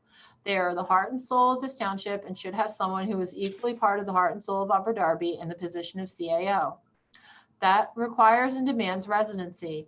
Why are we changing the rules just to accommodate Mr. Rangione? I personally care deeply for the quality of life here in Upper Darby, which is exactly why I chose to purchase a home here after being raised here. This is very concerning. Mr. Rangione should not only be required to live here, he should want to live here. These are the rules and they have been that way for a reason. What's next? Are we going to allow the mayor to move out as well? Is that the end of it? That's the end of it. Okay, great. Thank you. Next. Just to clarify, Laura, at this point, Yes. I'm on to the ones that have come in since that document was created. Are we continuing to take the comments that arrived after the typical sign-in time of 6:55? Yep. We are continuing to get these comments live. Right. I understand. No, we can move forward now. No, nope. You Yeah, that was the vote. That was that's what you voted for. You voted for it. You voted for hearing the rest of the comments, and she's completed the 33 pages that Allison told us there were. And now we have at least 13 comments plus 2 phone calls that she had went at that point in time, and from what she just said, more have come in. So based on Councilman Bonnett's motion, we are still in that motion that was voted upon by council members. So Allison, please continue. Kathleen Gross, 4919 Marvine Avenue, Drexel Hill, PA. I believe that all members employed by the township should be required to live within the township. If they live within the township, they will have the township's best interest in mind. 2, I have tried to contact the township multiple times using the website about township property near my home. No one has acknowledged my request to speak to someone. That's it. Okay, so as far as her trying to reach us, we'll see if we can get back to her. Okay, reach us about, okay. Kathleen Gross. Okay, thank you. Next. Olivia Taylor, 204 Kent Road, Upper Darby. In reference to Ordinance 3072, code violations, Councilman Siddiq has numerous violations. How many will the code enforcer enforce on him as a council person? Or does he get special privileges for being on council? This is the question I would pose to the code enforcer, and if need, will take it to court as every resident should. This is subjected to an intrusion on their property or violation or tickets. How can you expect the residents of Upper Darby Township to follow the rules when you have a council person not only is in violation of this code, also owes $60,000 in taxes? So before you issue out any violations or tickets to any residents, you need to start there. As this email is being read tonight, he has violations and countless fines on the books. Has anything been done about this? Or death trap he's renting out, or the taxes he owed to the township? Laura Wentz, your behavior is disgusting. You should have shown the whole township who you really are. Thank you for That's slander. Slander. Yeah. Personal attack, slander. That's against decorum. But you didn't get a chance to proofread any of this because it happened live. So if you want to proofread before you read, that's fine. We'll you know, that's all good. So please feel free to proofread anything before reading it.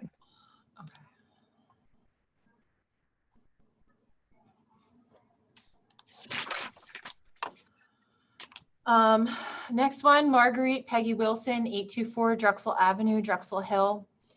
At the last meeting of Township Council, there was a heated discussion about Ordinance 3059 and the fact that it does not require Upper Darby residency for department heads. I can understand the point of view of the people who think CAO and department heads should live in the township. However, the fact is that most municipalities do not hold theirs to such a restriction, and including Haverford Township and Radnor Township, our two largest Delaware County neighbors. This makes sense considering that running a large, complex municipality or department thereof takes a talented individual with a complex skill set. Getting the right person is more important than where that person lives. It assures that Upper Darby will be getting the benefits of new perspectives and different experiences in running our government. It discourages groupthink, doing things the way we have always done them, in favor of creativity and innovation. On the other hand, I wouldn't want to see someone from the community or the township workforce who is a stellar candidate for a position passed over because of their residency or experience. Upper Darby is on the cusp of a beautiful tomorrow. Let's get the best people positioned to usher us into the future we all deserve. That's it. Okay, thank you. Go ahead and proofread the next.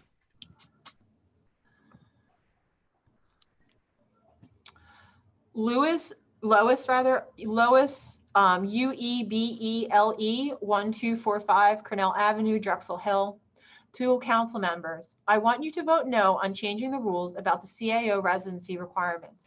When he accepted the appointment, he knew and agreed that he would live in the township. The solicitor confirmed this at a council meeting publicly, and the CAO confirmed that he would move within them 6 months. If you are making decisions for our community, you should be living here. You agreed to that, and now 5 months later, you want to change the rules. It is very disappointing as a resident of this community for 44 years and during this pandemic. You are changing the rules when we cannot attend a public meeting of council and express our opinion in person. The mayor ran and promised to be open and transparent. Pushing through the new ordinances and rules during this very difficult time is not following what you have promised. I don't understand why the CAO would not want to live in our community. He wants to make up rules for us, but he does not want to live with those decisions.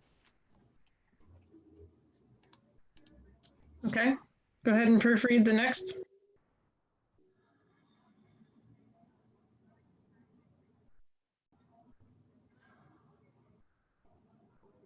Matt has a question. Sorry, Matt, go ahead. You had a question while she's proofreading? No, I'm sorry. I just wanted to respond to this. Like, it seems to be like a theme about the lack of transparency. It seems like to me, anybody who would like to make a public comment can almost at any time send an email, and then we're reading those emails within, you know, they have a week or 2 weeks to look at the items that they're going to talk about. They can send an email at their leisure and email it to us just to give us their comment. Yet at the same time, somehow we're less transparent than someone who forces you to go to the township building 5 minutes before the meeting starts, which so many people could not possibly make, particularly not the 100 people that seem to be like commenting tonight. I just find it ironic that somehow this is less transparent than mandating that people appear at a place and sign in and wait for their moment to speak and then like have to physically be there. But what do I know?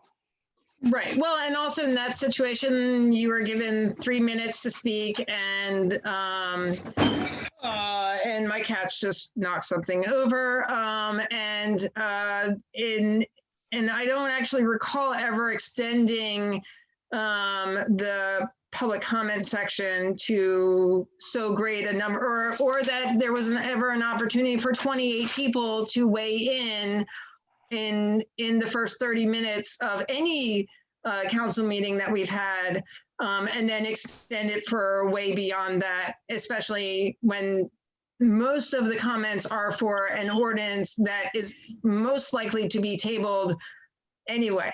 So I do find a lot of irony in this situation, but that's what was voted upon, and that's what we are moving forward in.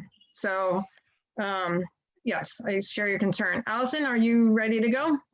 All right, go ahead. If I disappear, it's only because I'm fixing what my cats just dropped out of the closet. So I'm listening. Thank you. Anna Hamilton, 4715 Woodland Avenue, Upper Darby, PA. As a member of council said that eliminating the residency requirement will open up positions to a better pool of candidates, does that mean that Mayor Keffer and the Democrats on council don't believe there are qualified persons already living here? What exactly is Mr. Rangione's past experience overseeing municipal governments before being hired? Has he ever drafted a budget or managed people? If not, how can you tell us he's the most qualified? I want to ask about the RTK that I never received an email invoice 2 weeks ago. First, they needed 30 days, and that was over a week past that 30-day extension request. And it's been 2 weeks since I was told I would get an email with an invoice and nothing. So where is my invoice and my RTK I requested? Okay, anyone want to weigh in? I guess we'll look into it. Allison, can you star that one in some way so that we can make sure we check it out? Thank you. Okay, so whenever you're ready, go for the next one.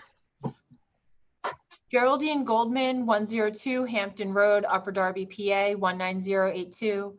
I am very much concerned with the resident requirement of employees and officials of Upper Darby and changes to the ordinance.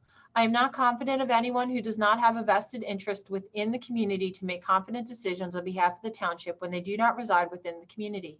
I do understand it may not always be possible to find qualified candidate from time to time, but I continue to believe it is possible.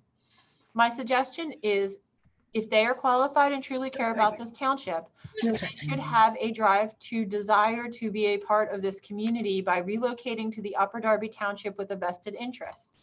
With this drive and concern, they should be more than willing.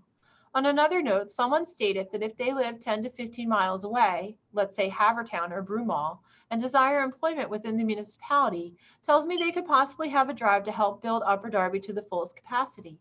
If this is true, they should have not problem relocating. Just remember, they have these same options in their own municipality and can also seek employment within their own township as opposed to Upper Darby. Finally, I do believe in citations for any code violation. However, there needs to be a time span for each violation, especially during this time of quarantine. Many have been placed in financial hardship and may not be able to correct any given violation.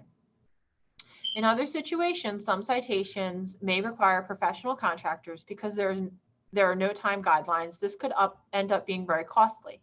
I hope and pray you will take all of this in consideration in your decisions. Most importantly, I would like to see this vote postponed until we are at a better status with this COVID-19 virus. Great, go ahead and pre-read the next.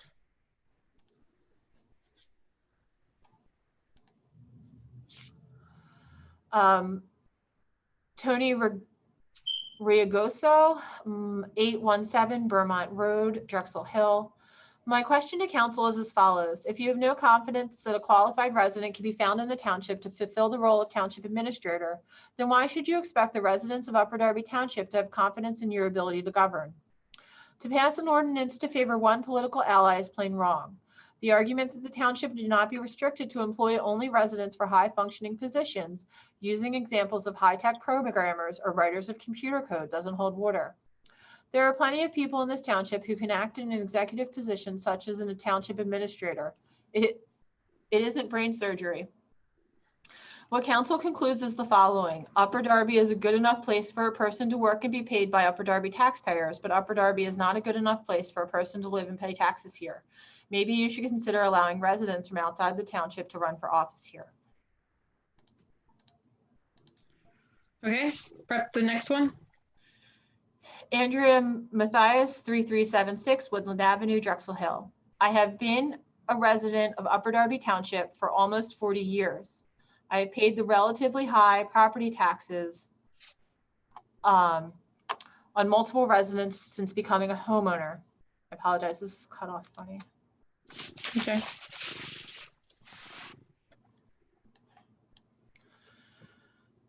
Since becoming a homeowner in 1986. I do not think it is fair, nor do I think it's a good and smart business to have highly paid township appointed officials who do not live in the township. There should be a residency requirement for anyone in high paid decision-making positions because they should have a better understanding of the residents' needs and concerns. As a taxpayer that doesn't want my taxes paying outsiders high salaries that are not contributing to the tax base, I'm strongly opposed to the change in the residency requirement. A change like this should have been a township ballot question. Okay, go ahead and proofread the next.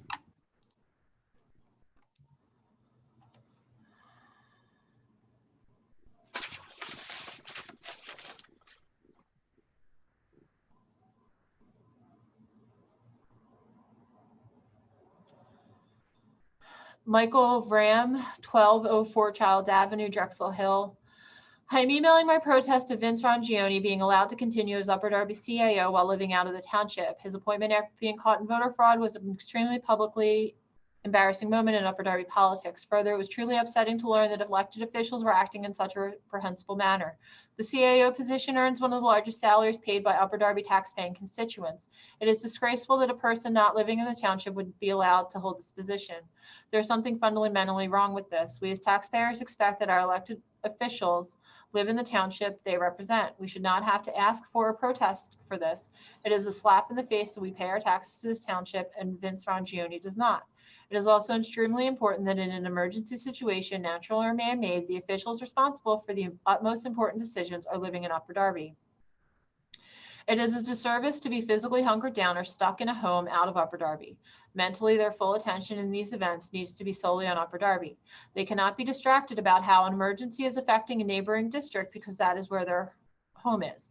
They need to be focused on Upper Darby 100%. I ask you to do the right thing and not allow this to continue. This is not about a personal relationships, but rather upholding the rules set forth that you were elected to uphold. It is crystal clear why this should not be allowed to continue. Thank you. Go ahead and proofread the next.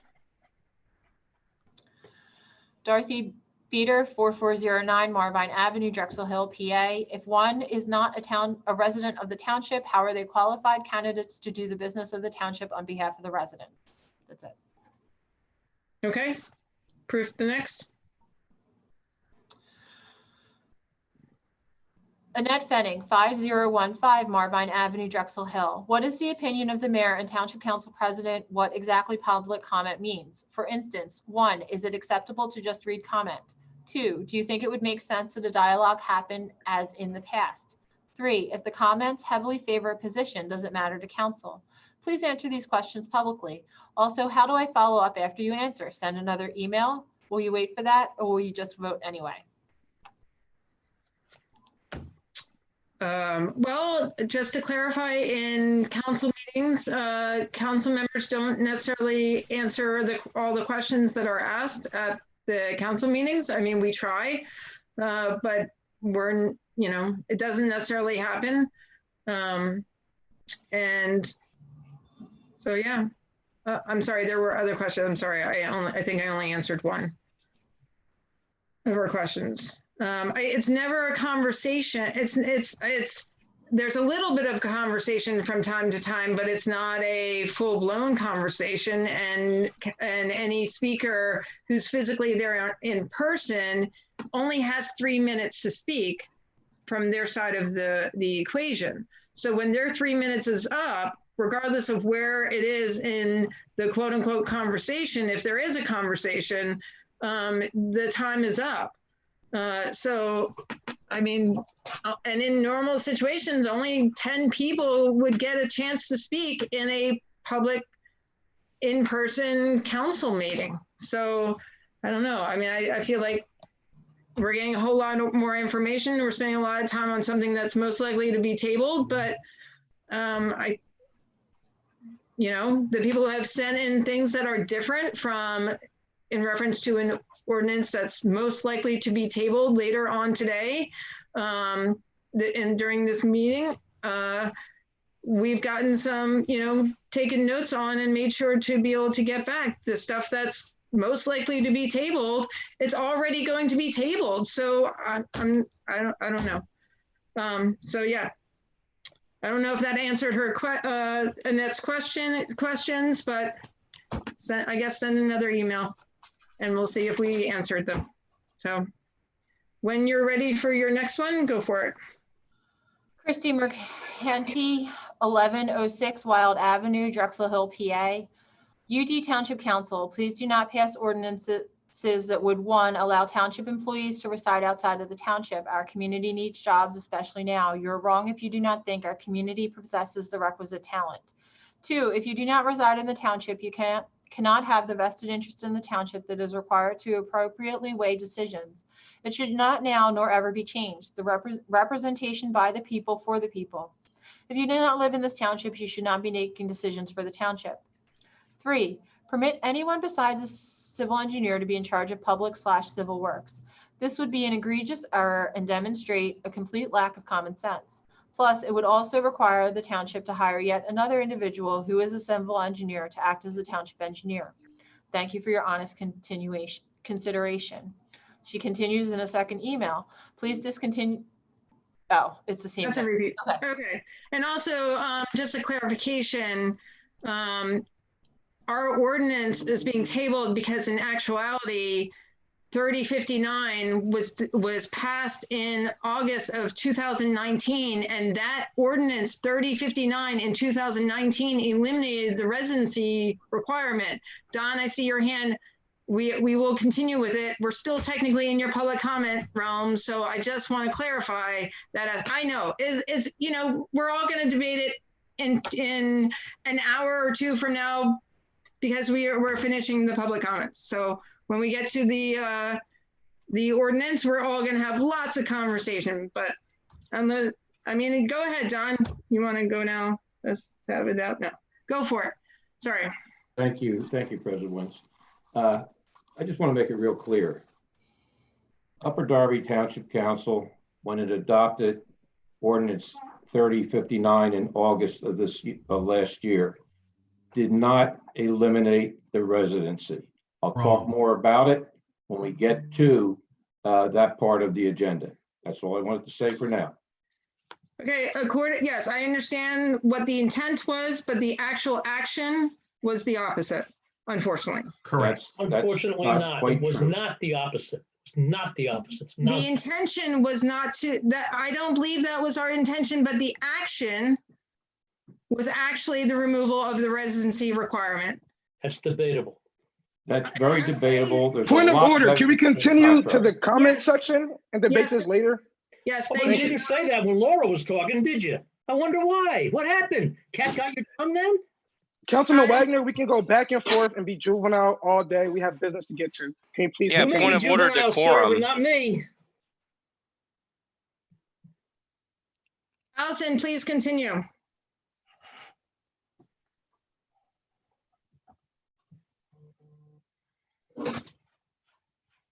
So this email came in at 8:57 p.m. My name is Alex Landry and my address is 242 Blythe Avenue in Drexel Hill. I am also an employee of Upper Darby Township Highway Department.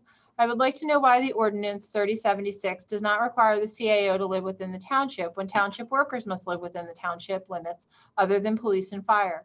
We also have to send our children to township schools, which are not the best. In addition, we have to pay these high taxes, and one of the most important people in the township is not required to reside where we all have to be. I find this hypocritical, especially when all of the other employees are limited to where they are permitted to reside. Thank you, Alex Landry. Thank you. Please proofread the next. So that's the end of the email comments. Okay. There are 2 voicemails though that I can either try and play live, but the quality of sound might be great, or I can transcribe them and then come back to you. And Yeah, yes, actually, you can bring them back at the end of the meeting. We'll make, okay. Okay, plus 2 phone calls at the end. And if there's any other emails that come in before that, calls. So Solicitor Kilkenny, can you please recap in reference to ordinance number 3076? Ordinance 3059 was signed into law by Mayor Mercosi and Council President Bennett on August 21st, 2019. It eliminated the Upper Darby employee residency requirement, which has been part of the administrative code since 1994. Ordinance 3706, proposed by Mayor Keffer and members of council, would have restored portions of the residency requirement that has not existed since August 21st, 2019. Yesterday, the CAO received notice from one of the township's bargaining units that they intended to litigate the township's right to reinstate the ordinance before the Pennsylvania Labor Relations Board, as this should be a bargain for right under Pennsylvania case law. After receiving this notice, the CAO contacted my office and that of our Township Labor Council. Township Labor Council, as well as I and Township Council, participated in an executive session before this meeting. Since Ordinance 3059, signed by Mayor Mercosi and Council President Bennett, eliminated the residency requirement, the township would likely lose and spend thousands of dollars of taxpayer dollars in court to reinstate the residency requirement. The best way to go ahead and do so would be through collective bargaining. So my advice is, and the advice of Township Labor Council, to save taxpayer money for a case that we would likely lose in court, that council should indefinitely table Ordinance 3706. That's just my legal opinion. I am just an illegal advisor, and it's of course council's action to move forward as they see fit. Thank you. Thank you. Okay, so next up, it's me. I just want to announce that I made some adjustments to our committees, our council committees, and I have added Councilman Hafiz Tunis to the Planning, Zoning, and Building Code Committee, and Councilman Matt Silva to the Finance Committee. So just for those of you who didn't know that, they have been added, and the website will be updated on all the new we have some updating to do on the website as far as which council members are in what committees. So I'll be giving Alexis a new updated list tomorrow so that she can get it to our IT peeps to update our website. So just wanted to let you know. And I also wanted to thank the mayor and everyone who, CAO Rangione, and I know Allison probably had something to do with it, for all the relationship with Food Source and all the donations that were given out today and will continue to be given out of our community. You know, this situation is extreme, and it's going to get even more extreme as time goes on. I know for a fact that there's a lot of people who applied for unemployment that either A, have not received any funds at this point in time, 2 months after they were no longer employed, or they were denied and are not, for whatever reason, did not qualify. And the only reason why they're unemployed is because of COVID-19. So I just hope that everyone acknowledges that there are a lot of people out there that aren't even registered in the numbers of unemployment because they're just, they got denied and they're just, or if they filed an appeal, they haven't heard yet. If their appeal was, even to discuss their appeal with anyone. So I just want to point that out. There are a lot of people in need in our community, and it's going to only escalate. So I just want to thank everyone who is doing everything they can to help each other. And to all of the residents of Upper Darby, we greatly appreciate you and all that you do. And we're here to help. Councilman Wagner, it's not your time yet. Okay. I just have a question of you about your comment just now. Okay. Just briefly, is there a fund that any or all of us could contribute to that the township is itself collecting, or that the township would recommend for this purpose that you were just talking about? So there's the Food Source connection. There's also Bonnie Hallam is part of the economic. I'm freezing on. Barbara Ann, can you, or Vince, can you weigh in on how people can donate? Because I know there are fundraisers going on to help. Yeah, sure. So the Share Food Program, is the partner in our food distributions with the township. And they're a nonprofit organization. They accept donations, absolutely.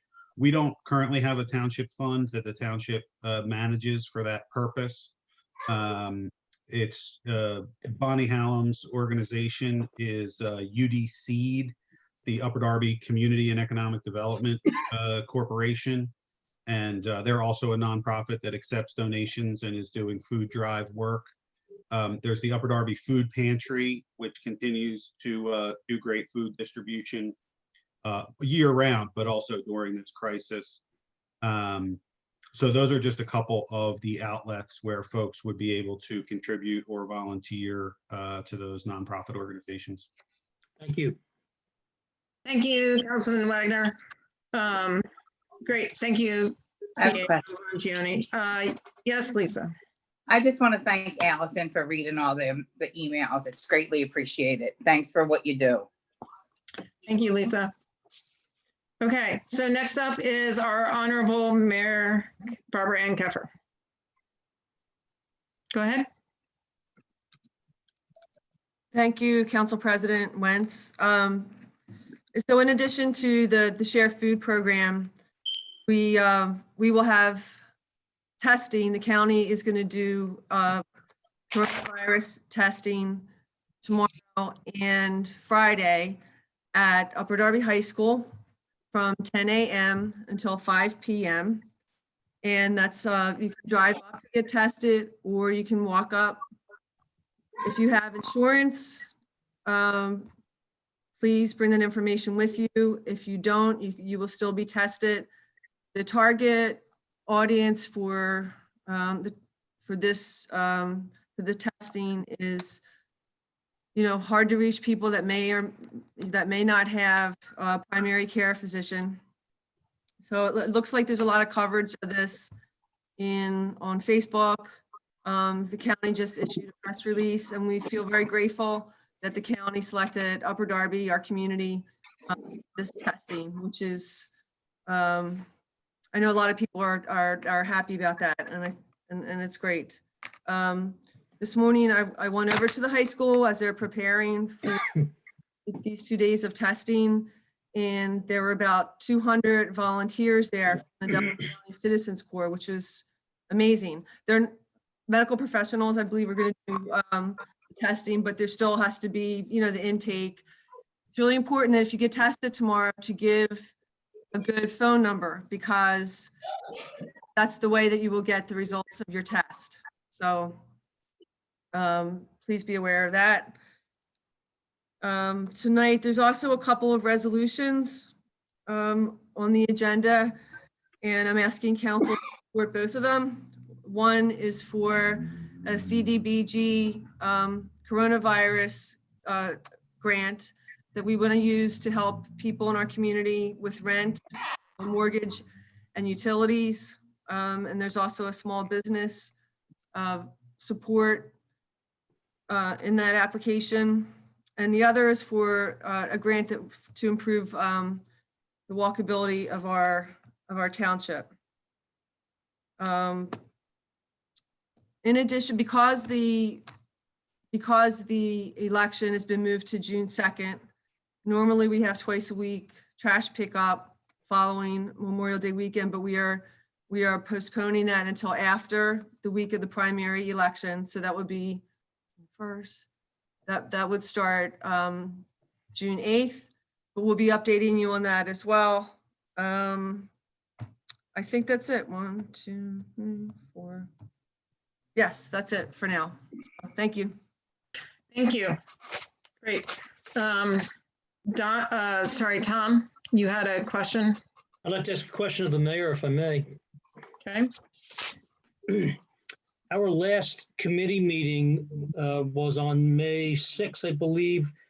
The next day, I was stopped on the street by one of my neighbors who literally said to me, I just heard that the police promotion lists have been abolished and that it just happened. What can you tell me about it? Do you know anything about it? And I said to him, no, I don't know a thing about it. And I frankly said, I can't believe that, because we had a council meeting or a committee meeting just last night, and this was not discussed there. I've since been given to understand that it did happen. I've heard that more anecdotally and by rumor than anything else. I inquired of the township. I did not get a response to that. If it did happen, I'd like to know why it happened and who was aware of it, because I know that I wasn't. I'm wondering if our public safety committee was aware of it, and I'm really wondering why it was not discussed with council. It's the decision to certify any of the promotion lists is in the hands of the Civil Service Commission. And I was going to make an announcement in new business, but if you want to talk about it now, that's fine. But it is a decision of the Civil Service Commission, and it's not my decision. I don't sit here and make that kind of decision, or a lot of other decisions. So wouldn't you be asked for input into it, and wouldn't you want the input of council into it? I mean, I can't believe a decision like that would not be something that would escape not only your attention, but your input. You would certainly want to tell the Civil Service Commission what you think. I have to believe they would want to know what you think. And I have to believe that they would want to know what the town council thinks. And I sure have to believe that the town council members themselves would want to know about this, rather than being stopped by a neighbor on the street and knowing nothing about it. How did the neighbor know it before I did? I still haven't figured out the answer to that one. Vince, you want to weigh in on here? Sure. I mean, I think you covered it pretty well. The decision regarding the lists is one reserved for the Civil Service Commission. It's a personnel matter. The Township Council is a legislative body. And its purview is not the day-to-day administration of personnel matters. So it's a pretty straightforward, division of responsibilities when it comes to civics and how the government functions and which branches of government are responsible for which responsibilities. So the Civil Service Commission acted. The police and fire chiefs respectively were informed. The men and women who work for those departments were informed by those chiefs. Yeah, it all happened the way that it's supposed to happen according to the textbooks. Also, if I'm not mistaken, Matt, I see your hand. The civil service meeting was actually a public meeting on a Zoom meeting. It was a first virtual first public civil service meeting that I knew of, because I don't remember hearing of any prior to the one I saw a glimpse of this year on Zoom. Yeah, absolutely. Thank you, Council President Wentz. I should have mentioned that it was a publicly advertised meeting. And so members of the public were aware of it in real time. Yeah, that's a very good point. Thank you for pointing that out. Was the administration asked for a recommendation about this? I attended the meeting and we did have input. Yeah. And you chose not to share that with any of us the night before, just the night before? No, I wouldn't say that. When was the meeting again? The meeting was before our council meeting. It wasn't, the civil service meeting took place before our May committee meeting. Matt, I see your hand. Just to be clear, I just want to be clear. I mean, we please. We don't discuss matters of council with the Civil Service Commission. I mean, it's simply a division of labor and a division of responsibility, and it was handled, very appropriately, and everyone was informed. No, sir, not everyone was informed. This town council wasn't informed. That's incorrect. No, it's not incorrect. That is correct. Okay, hold. Matt, you had a comment.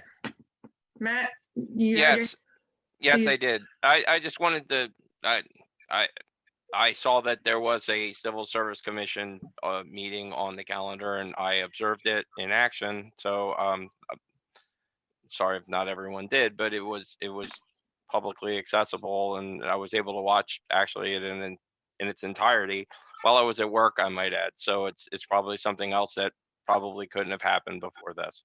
So that's all I had to say. Thank you. Okay, so at this point in time, we should move forward to committee reports, Planning, Zoning, and Building Code Committee.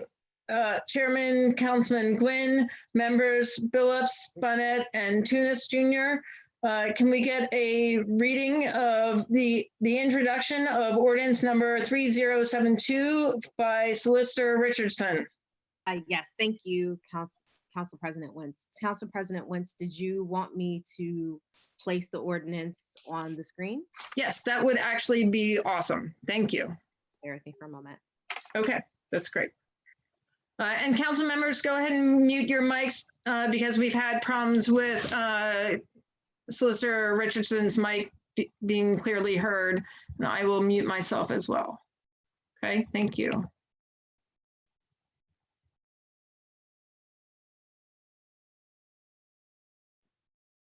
Council President Wentz, are you seeing ordinance 3072? Yes, I see it. Thank you. All right, great, thank you. So just as background, my office and this committee have met we met one time, and we have made multiple changes to the ordinance. Council, I believe it was Councilor Bennett stated that there were some council copyright issues initially. Those were amended and fixed, and we have the ordinance in front of you, which is available on the screen. Ordinance 3072, an ordinance of the Township of Upper Darby, Delaware County, Pennsylvania, adopting the 2015 edition of the International Property Maintenance Code with amendments, the code for all residential and non-residential structures and properties in Upper Darby Township, establishing minimum requirements and standards for premises, structures, equipment, and facilities for light, ventilation, space, heating, sanitation, protection from the elements, a reasonable level of safety from fire and other hazards, and for a reasonable level of sanitary maintenance, providing for the responsibility of owners and owners' authorized agents, operators, and occupants, and providing for the occupancy of existing structures and premises, and for administration, enforcement, and penalties, repealing all inconsistent ordinances or parts thereof, providing a severability clause, and providing an effective date. Whereas the Upper Darby Township Council has determined that it is in the best interest of the health, safety, and welfare of the residents of Upper Darby Township to ensure that structures and properties located in Upper Darby Township are maintained in a safe and sanitary manner and fit for human occupation and use. Whereas Section 31(5)(a) of the Pennsylvania First Class Township Code authorizes council to enact a property maintenance ordinance, whereas Upper Darby Township is desirous of bringing the township into conformity with municipalities within the Commonwealth by adapting the 2015 International Property Maintenance Code with amendments. Now therefore be it ordained by the Upper Darby Township Council as follows. 1, Upper Darby Township adopts the 2015 International Property Maintenance Code with local amendments, including the addition of Section 705, which regulates fire safety inspections, Chapter 9, which regulates rental dwelling licenses, and Chapter 10, which regulates the sale of properties. The International Property Maintenance Code can be found online, and the website is provided. When there is a conflict between the 2015 International Property Maintenance Code and this ordinance and previous Upper Darby Township ordinances regulating property maintenance in the township, the provision of this ordinance shall control. To prevent conflict between the 2015 International Property Maintenance Code and previous township ordinances regulating property maintenance, ordinances numbers 2621, 2736, 2845, 2891, 2905, 2919, 2939, 2951, 2992, and 3015 are repealed in their entirety. The Upper Darby Township amends the following sections of the International Property Maintenance Code. Section 102.3 through sections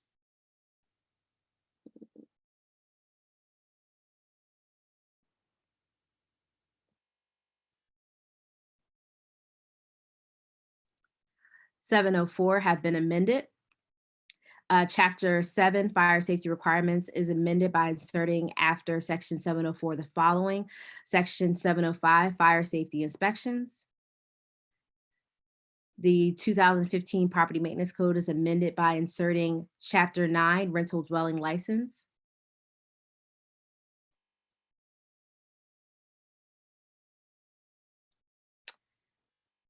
And the 2015 International Property Maintenance Code is amended by inserting Chapter 10, Sale of Property.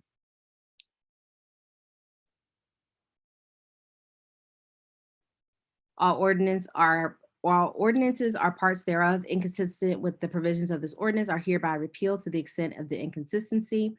The provisions of this ordinance are declared to be severable, and if any provision of this ordinance is declared by a court of competent jurisdiction to be invalid or unconstitutional, such determination shall have no effect on the remaining provisions of this ordinance. This ordinance shall become effective immediately following its legal enactment. So ends the reading.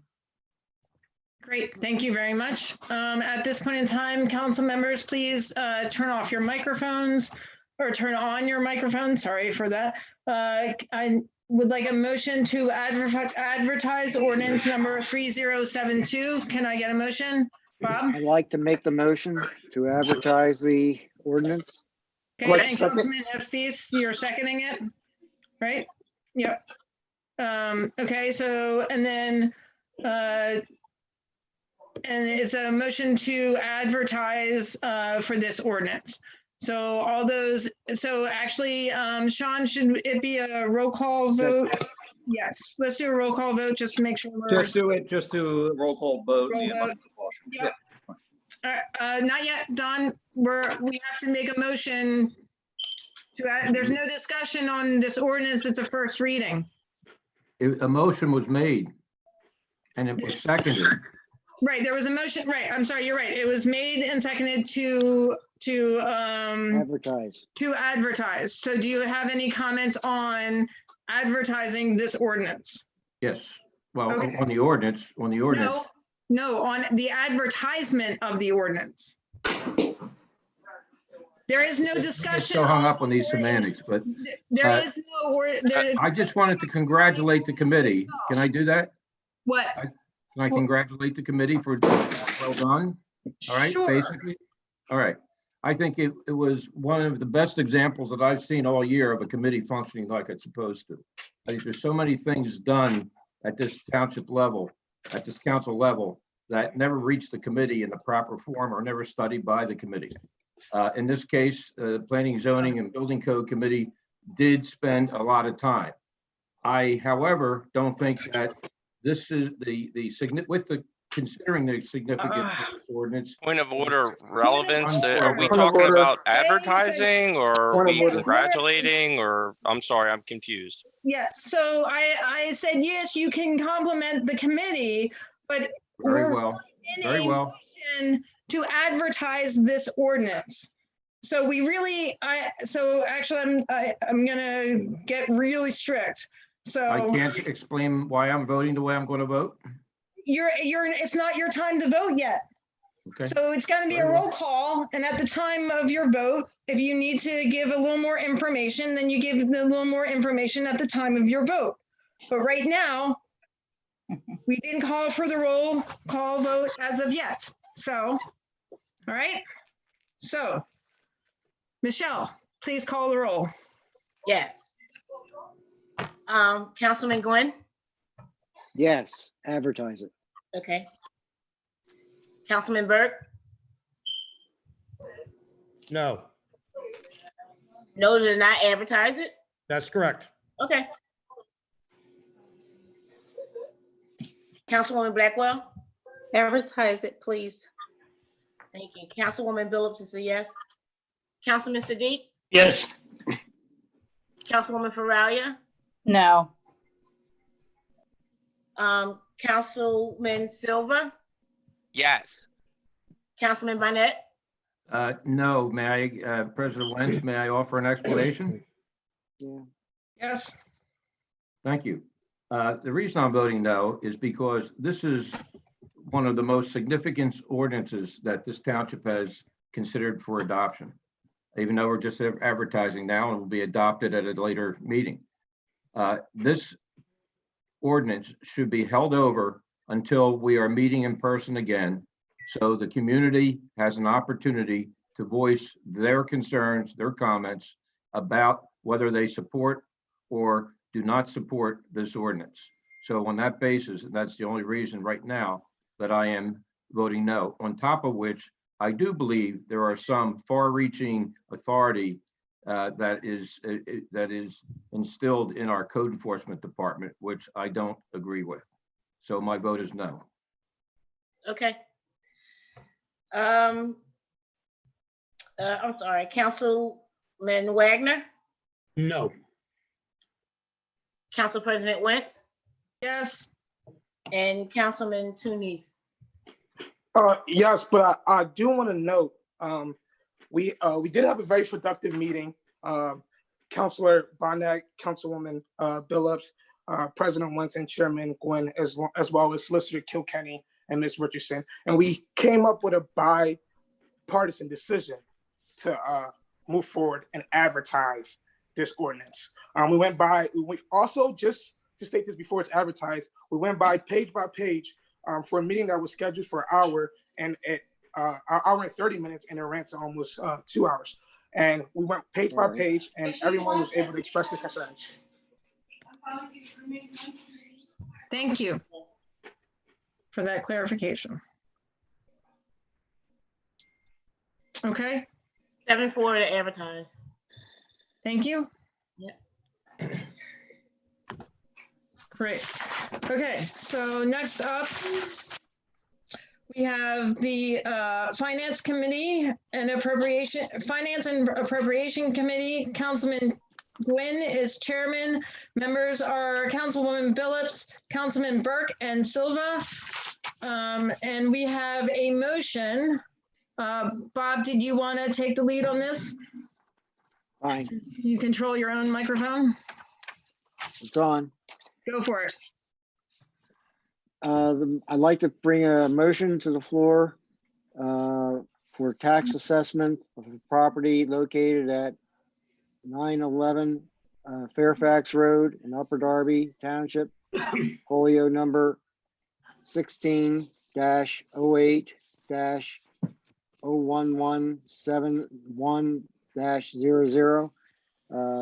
This property agreement, the agreement for this property assessment is based upon an agreement with the school district that has reviewed the circumstance as well as our own legal advice and has determined that the revised assessment is appropriate to the location.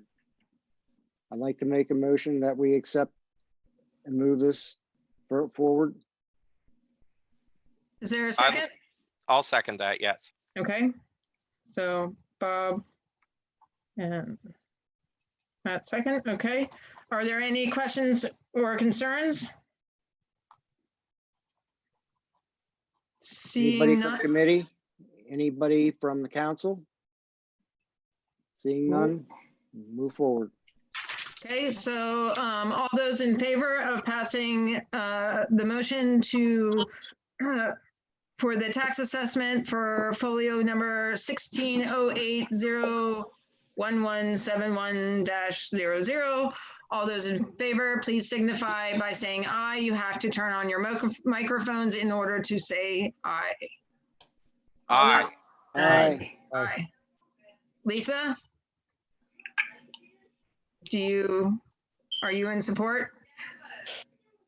Yes, yes. I'm sorry, it wasn't working. That's okay, just wanted to check. Any opposed? Abstains? Ayes have it. All yes. Great.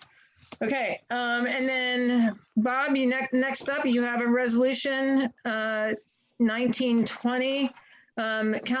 Solicitor Richardson, can you give us a brief? And council members, please mute your microphones so that we can hear her clearly. Thank you. Thank you, President Wentz. This is a resolution of Upper Darby Township approving the application for the Emergency Solutions Grant offered through the Coronavirus Aid, Relief, and Economic Security Act. So this is it's called the Homeless Emergency Assistance and Rapid Transition to Housing Act of 2009, was enacted into law, and the Commonwealth through DCED has received program funds, and they're making the funds available to units of local governments for eligible homeless services. So as a result, Upper Darby has unique challenges caused by the COVID-19 pandemic.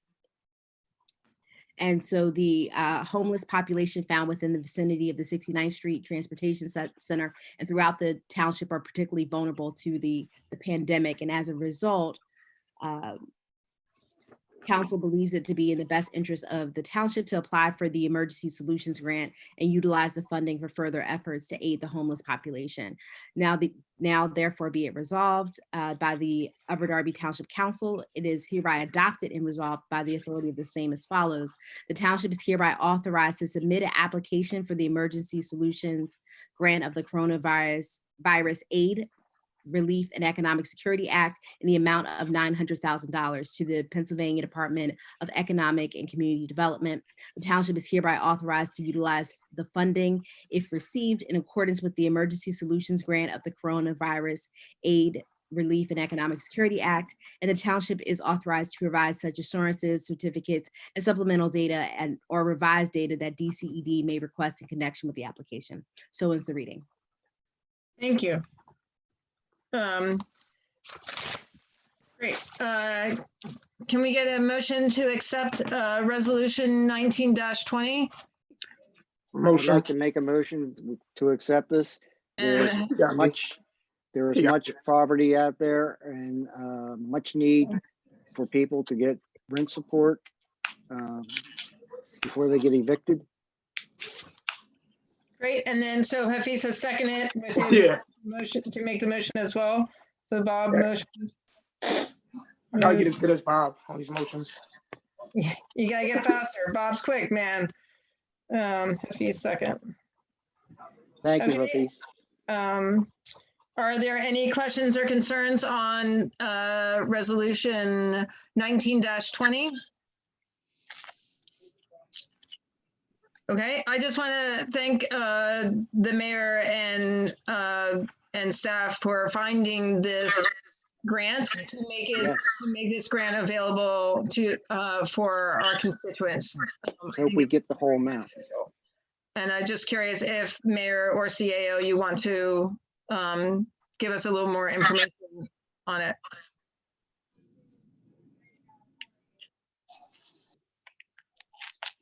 I just want to say really quickly that the administration is working really hard on this grant and other grant opportunities to get some more resources into the township so that we can help people. So just, I hope council will support this resolution because it's very important for us to apply for these funds. And I think we can put them to good use. And, that's all. Thank you. Thank you. Councilman Siddiq, please go ahead. You gotta turn your mic, I might need to turn your mic on, I'm sorry. Are you able, good, there you go. Yeah. I would like to ask our honorable mayor that last meeting I was proposing that should we have an upper Darby like a national disaster fund? Is it a part of that one or this is a one-time fund only for the COVID-19? This is COVID-19 related. We do, every year we do get community development block grant money that we use, a part of it for housing as well. But yeah, this is money that's just available to us and to other municipalities to get through the pandemic and you know help communities recover. So whatever you're getting the fund for the pandemic, we have to distribute all of them, right? Yes, we have to work with approved organizations that will get the money out to the people that need it. So this is going to be distributed by township or how it is going to be? We're going to get the money and then say for housing, we will run it through the community action agency.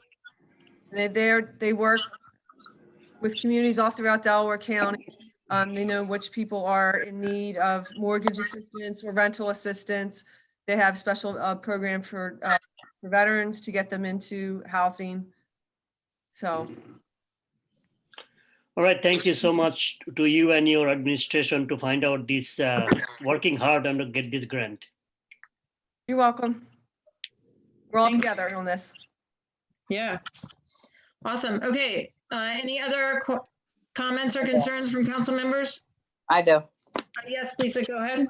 Is there going to be any funds like for Little League or football programs that can't do their fundraising now for their season coming up so they don't fold? Is there going to be grants out that they can apply for there? Yeah, that's a great point, Lisa. I was gonna ask that. Yeah, so we're developing a small business grant program to be administered with this money.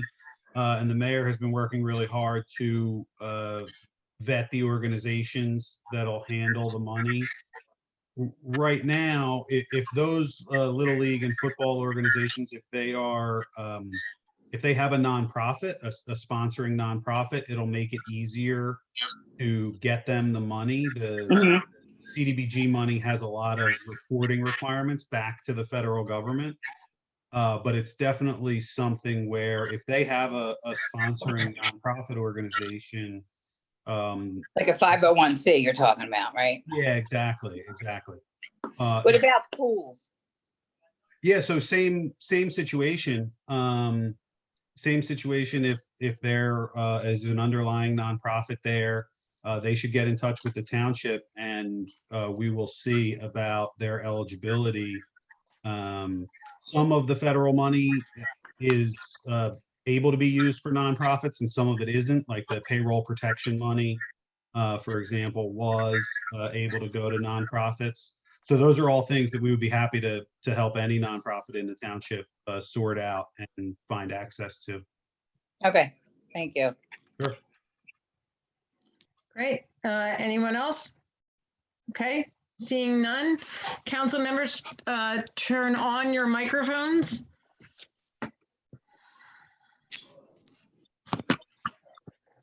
Sadiq, you need to come back. Lisa, Danielle, you need to turn on your mic. Or maybe I do. Oop, Danielle, you just moved. There you are. Lisa, do you have your mic on? And then I don't know where did Sadiq go? Oh, Right there here. you are. I'm sorry, I found you. All the images moved and I lost where you were. Okay, great. So all those in favor of resolution 19-20, please signify by saying aye. Aye. Opposed? Abstains? Ayes have it. Great. Yes. Okay, next up, we have resolution 20-20. Can Solicitor Richardson give us a brief of the resolution? And council members, please turn off your mics so that we can hear her clearly. Thank you, President Wentz. This is a resolution of the township to approve the application for the WalkWorks grant. The purpose of this resolution is to improve the community's walkable amenities and enhancements. And as a result, the council believes it's in the best interest of the township to apply for the WalkWorks grant and to utilize the funding to further develop. So now be it and hereby resolved by the Upper Darby Township Council, it is hereby adopted and resolved by the authority of the same as follows. Blank is hereby authorized to apply for the WalkWorks grant, and blank is hereby authorized to utilize the funding if received in accordance with the WalkWorks grant. President Wentz, I don't have a copy that has the blanks filled in. I don't know if there's a recent copy that has that information. You're muted. You're muted. You're muted. Yes, a question to Vince or Barbara Ann. Is it Upper Darby hereby is authorized to apply, or is it a specific person who applies for the grant? Upper Darby Township. Okay, so in our resolutions, it should say Upper Darby. Somehow we all missed that Darby.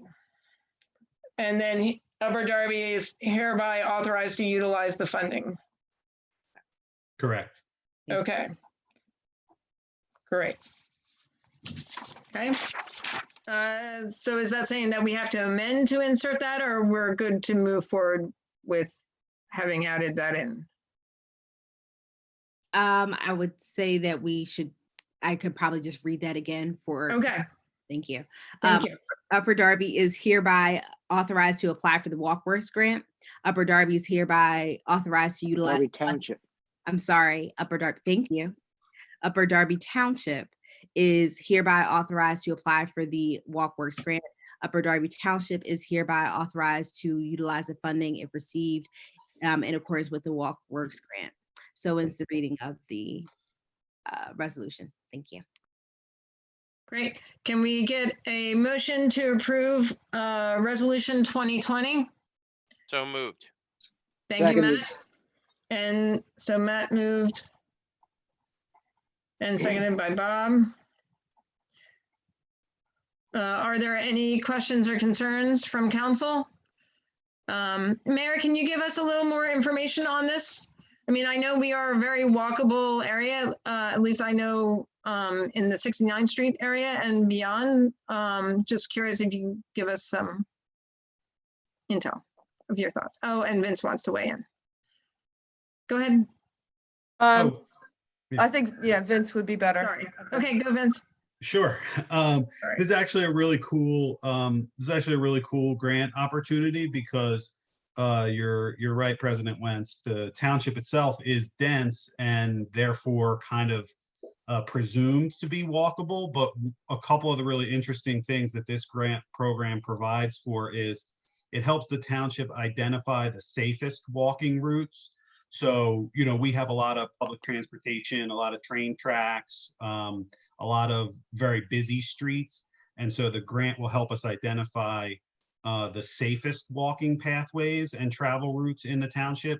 The other really interesting thing that it does is it actually helps to create a culture around walking. So it helps you find programmatic ways to make people more comfortable walking around the community, create the habit of walking, kind of work with young children and create the idea of, hey, don't, you know, get dropped off at your friend's house, but actually walk the few blocks or whatever the case might be. So it has some really interesting programmatic aspects that help to create a culture around walking, in addition to creating the pathways and identifying the safest pathways. So it's kind of a holistic approach to creating a more walkable community.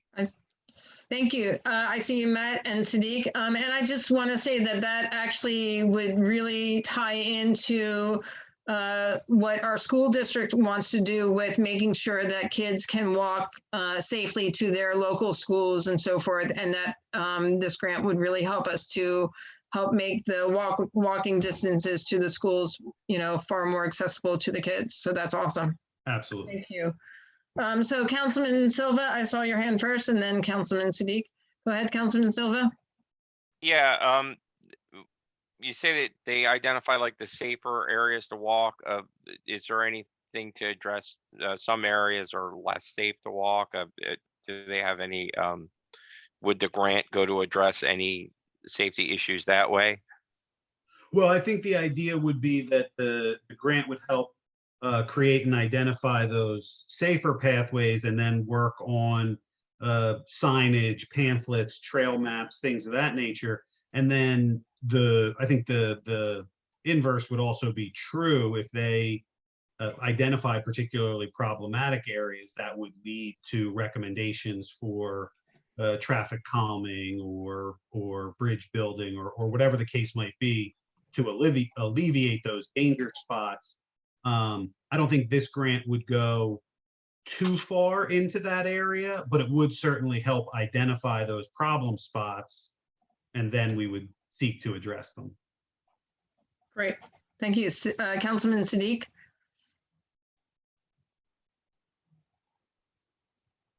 Go ahead, your mic, hold on Sadiq, your mic's still out. Yeah, I'm sorry, I There got you it. go.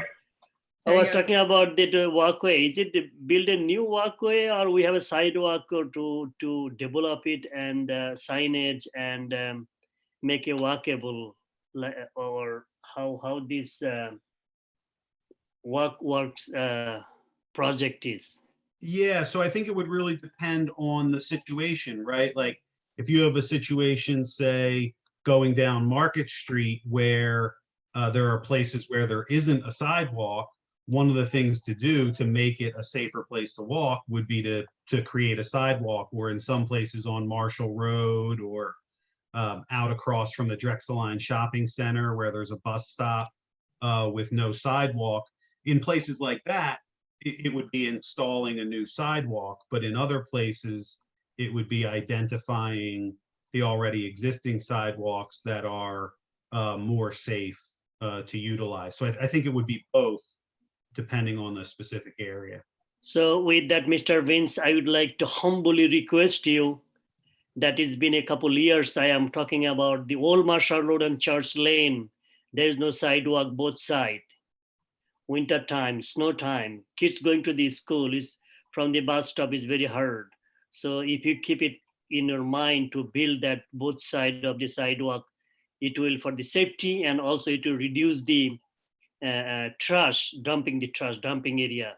So please be considered that part.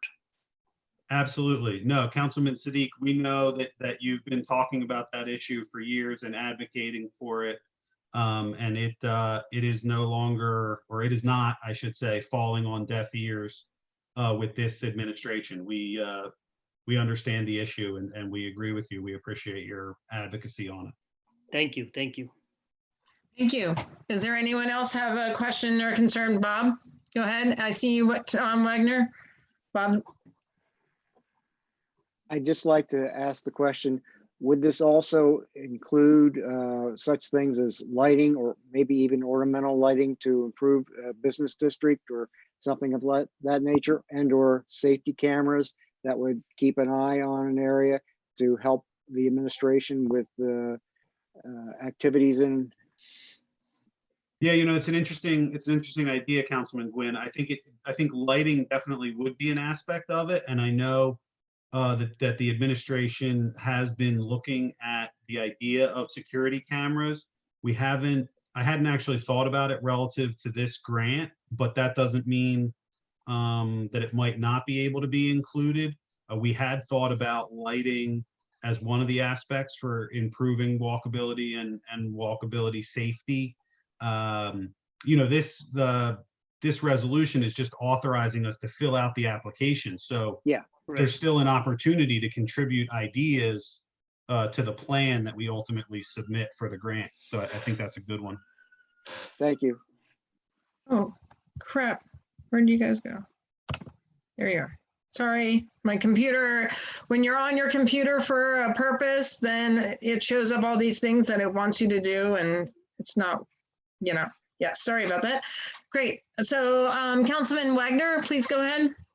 Thank you. Just briefly, it's well known to me, and I'm sure many others, that grants of this kind, that they can be terrific, they can be excellent for a community like Upper Darby, but they sometimes come with their own requirements and regulations, which can prove to be, in practice, very difficult and also very expensive. Has that been thoroughly investigated and thought out in this instance? I'm not suggesting that it has or it hasn't. I'm just asking the question. Yeah, it's something that we're always mindful of, and I think it's something that we do want to try to balance. It really becomes a matter of as I just mentioned, we're constructing the plan, right? So as we put together the proposal that we're requesting, we're going to do everything we can to make sure that it's a plan that we can implement in a fiscally responsible way, a plan that we have the money to both implement initially, but also maintain over time. So we do want to be mindful of not putting in a grant request that's so big or unwieldy that we're not able to, to manage it long term. Absolutely. Thank you, Councilman Wagner. That was a good question. Councilman Bonnet, I see your hand, and then Councilman Burke, I saw your hand. Thank you, President Wentz. Just a question on if we're fortunate enough to get these monies, this grant, how are we going to, who is going to create the plan? That's basically my question. Are we going to be hiring a professional organization, planning firm? We're doing this internally. At this time, we're doing it internally. I think there are some occasions where an outside firm, a professional grant writer, an engineer, et cetera, might be required. But at this time, this proposal is being created internally. Is this strictly for planning? Are these funds just for planning, or can we use them for actual implementation of, for instance, construction and improvements? Yeah, we can use them for implementation. Good, thank you. Sure. Okay, and then Brian, you had a question? Yes, Mr. Rangione, I know you answered Councilman Wagner's question, but Do you know the ratio on this grant? Is it 50/50, 80/20, or we really don't know till we get involved into it? I apologize. I do not have the matching requirement off the top of my head. So yeah, I'll have to get back to you on that. Okay, thanks. Okay, anyone else? Nope. Okay, seeing none. Okay, council members, turn on your microphones. All right. Bob, are you raising your hand now? Okay, Bob, you gotta turn on your microphone if you want to talk. Your mic's not on. Sorry, There you go. my apologies. I wanted to make a motion to adopt this You're grant. going ahead. Okay. Can I make a second? And Hafiz, the second, moved. Second. Hafiz. Okay, so everyone turn on your microphones. Great. Oh, phone Lisa. Okay, great. Lisa, I lost you for a moment. Okay, great. So all those in favor of resolution 2020, please signify by saying aye. Aye. Opposed? No. Was that Councilman Wagner? Yes, yes, it was. Okay. So Councilman Wagner is a no.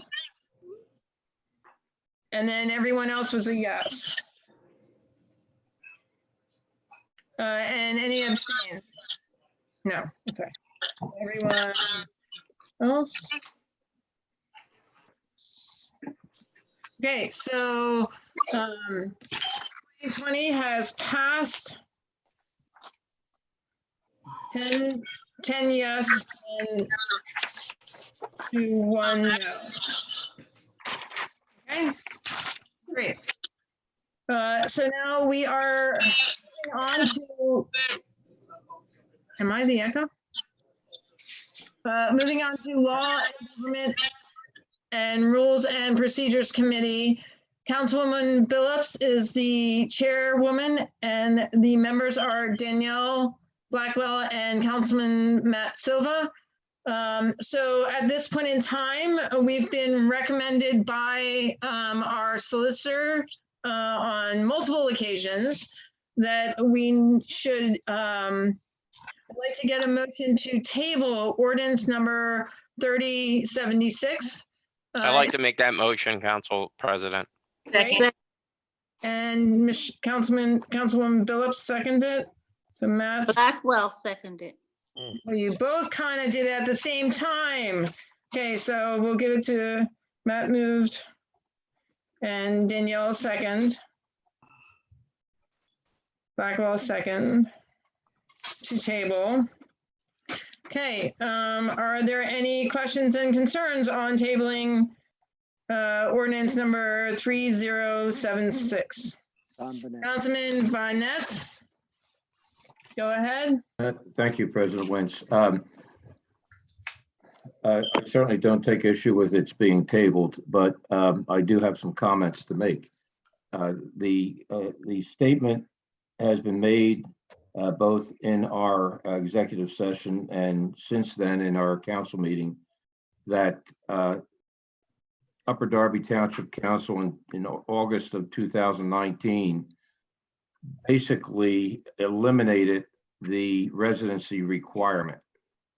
That is not the case at all. And I think if anyone is willing to do the investigation by first looking at the discrepancy itself in the way the ordinance was written, and it was discussed that there was in fact a typographical error or potential from the standpoint of the solicitor's opinion, that where we refer to in the ordinance section 6.02 is being basically abolished. If one were to look at it, it could easily come to that conclusion without having done other research. but there are so many other locations in various documents where it is very clearly stated, not just implied, but stated emphatically, that the intent of this ordinance is to amend section 602 capital A only. And that is supported by both the agenda of the August 21st meeting, at which the ordinance was held for public hearing, or I should say a public hearing was held. There's pages of testimony that need to be looked at on that. Point of order. This isn't about the motion to advertise. This is more concerned about the substance of the document, it sounds to me. Correct me if I'm wrong. Well, we're actually, this is a motion to table it. Yeah. We made a motion to table it. So Okay. as far, I would say at this That's what I point- meant to say, table. Sorry, I meant to say table. Okay, I mean, as far as tabling 70 or 3076, that is what we're discussing. Anything in reference to, and quite frankly, anything in reference to 3059, I think would go under old business versus in the midst of the discussion on whether or not we are going to table ordinance number 3076, because that is that's what we're discussing at this point in time, is the tabling of this ordinance, because based on the information we've received from the recommendations we have received from our solicitor and our labor solicitor, they have indicated that we are in a bind if we try to move forward with this ordinance, a bind that could cost tens of thousands of dollars of taxpayer money to fight a lawsuit with one of our unions. So based on that aspect, I think we need to. I just want to clarify that there are 2 points to be made here. One is the union issue and the objection of the union should residency, so they say, be reinstituted. We're taking the position that it was never abolished. But there's another provision, and that is the provision to ensure that our lead employees, our CAO, our department heads, and all non-bargaining employees must be residents of Upper Darby Township. We heard over 55 comments tonight supporting that position, and I think we need to heed those comments. All I wanted to do. Can we call the question? State in defense of what the Yeah, I'd like the solicitor second said. calling the question. and I don't clear. understand the relevance of Yeah. Ms. How Councilman come we Bennett's argument can for be tabling this criticized for ordinance. having made a mistake that has far-reaching implications? Councilman Call the Bennett, question. sorry, but there has been a motion and a second to call the question. So at this point in time, we have a motion within a motion to call the question. Since the calling of the question was made by, it was made by Councilman Hafiz, call question. Hafiz, and then seconded by Councilman Silva. If council members, please turn your microphones on. This is just to call the question. A yes is yes, you want to move forward with the vote to table, but it's not a vote on the tabling itself. If you vote no, then you want to continue the debate. Okay, just so we're clear on what we're voting on. So we're voting to call the question. I think we should do a roll call vote just to make sure we're clear, because I think I just need, Michelle, Councilwoman Phillips, can you please give us a roll call vote on calling the question? A lot of echoes. Yeah, vote to table? No, it's a vote to call the question. Call the to question. vote for the tabling of 3076. So if you want to continue to debate, you say you vote. Steve, If you want to move forward Steve. on the tabling, you vote yes. Okay? Okay. So if you want to A continue lot of to echoing. debate, we vote yes. If we don't want to debate, we vote no. Yeah. No. Other way around. Yes, if you don't The other want, way around. no, if Other you, way around. Yeah. If you want to continue the conversation on tabling this ordinance, then you vote no. If you want to move forward and stop the conversation, then you vote yes. Okay, thank you. I just, it's just that I couldn't hear you. It was a lot of echoing. Right, I understand. Okay, Okay, okay. So, Councilman Gwen, Yes. Councilman Burke, I would like to hear more, yes. you want to hear more debate? Yes. Okay, then that's a no. I'm sorry to know. Councilwoman Blackwell, Yes. Councilwoman Billups is a yes. Councilman Sheikh Sadiq, Yes. Councilwoman Farralia, Yes. Councilman Silva, Yes. Councilman Barnett, No. Councilman Wagner, No. Council President Wentz, Yes, and Councilman Tunis. Yes. There's 1, 2, 3, 4, 5, 6, 7, 8 yes, and 3 no's. great. So we're moving on to moving the question. So at this point in time, can I have a roll call vote to on the tabling of 3059? And a yes vote is to table it. I'm sorry, it's 3076. 3076. You're right. I'm so sorry. Thank you for the clarification. I was looking at the wrong thing. 3076. Thank you. Thank you. Thank you. Thank you. I'm sorry. So 3076, a yes is to table the ordinance, and a no is to not table the ordinance. Okay? Are we clear? Great. Roll call vote. Councilwoman Billups. Councilman Gwen, I vote yes to table the motion, Councilman Burke, Yes. the ordinance. Councilman The Blackwell, ordinance. Councilwoman Blackwell, Yes. Councilwoman Billups is a yes. Councilman Sheikh Sadiq, Yes. Councilwoman Farralia, Yes. Councilman Silva, Yes. Councilman Barnett, Yes. Councilman Wagner, No. no to table it? Correct. Okay, thank you. And Council President Wentz Yes. and Council. Councilman Tunis, I'm here. Yes. I'm so sorry. It's fine. It's fine. I had this name all my life. I've dealt with it. No, it wasn't that. I was just getting tongue tied.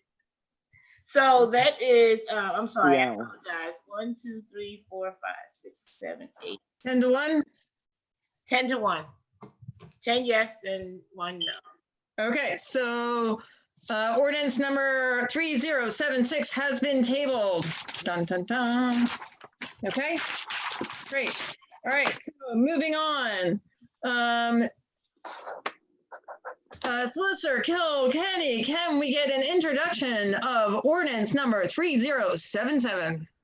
All right, good evening, Upper Darby Council. Ordinance 3077.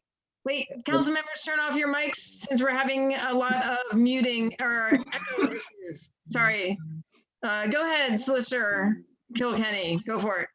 An ordinance of Upper Darby Township, Delaware County, Pennsylvania, amending the Upper Darby Township Administrative Code to remove the requirement that the Director of Public Works must be a registered civil engineer, and to remove provisions requiring the Director of Public Works to serve as a township engineer, repealing all inconsistent ordinances or parts thereof, providing a severability clause, providing an effective date. Now I'm going to go into the text.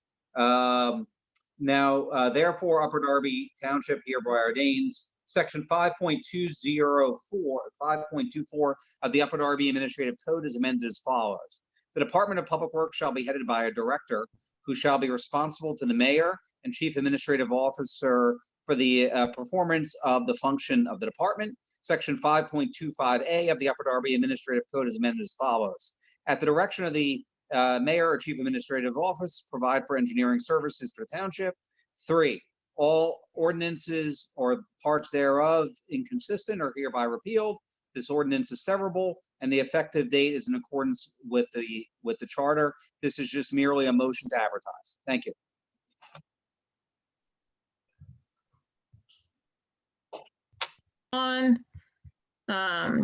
Okay, great. Can we get a motion to advertise ordinance number 3077? I'd like to make a motion. Oh, Hafiz beat Yes. Matt, beat Bob because he forgot to turn on his microphone. So Hafiz has made the motion. I'm And learning a lot from you guys. Tell me well. Silva has seconded it. Okay. So it's been moved and seconded. Are there any questions or concerns on advertising ordinance number 3077 on the advertisement of the ordinance? Don, is that a yes? Okay, go ahead, Don. You have a question just- on the just- advertisement. A question for the mayor. I think we talked about this at a previous meeting. I'm not sure I got a concise answer. What is the plan to provide for professional civil engineering services for the township? Are we going to hire a full-time engineer on staff, or are we going to go third party?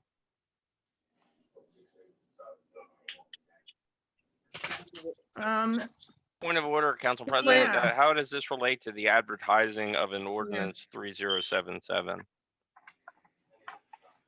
Yeah, I agree with the point of order.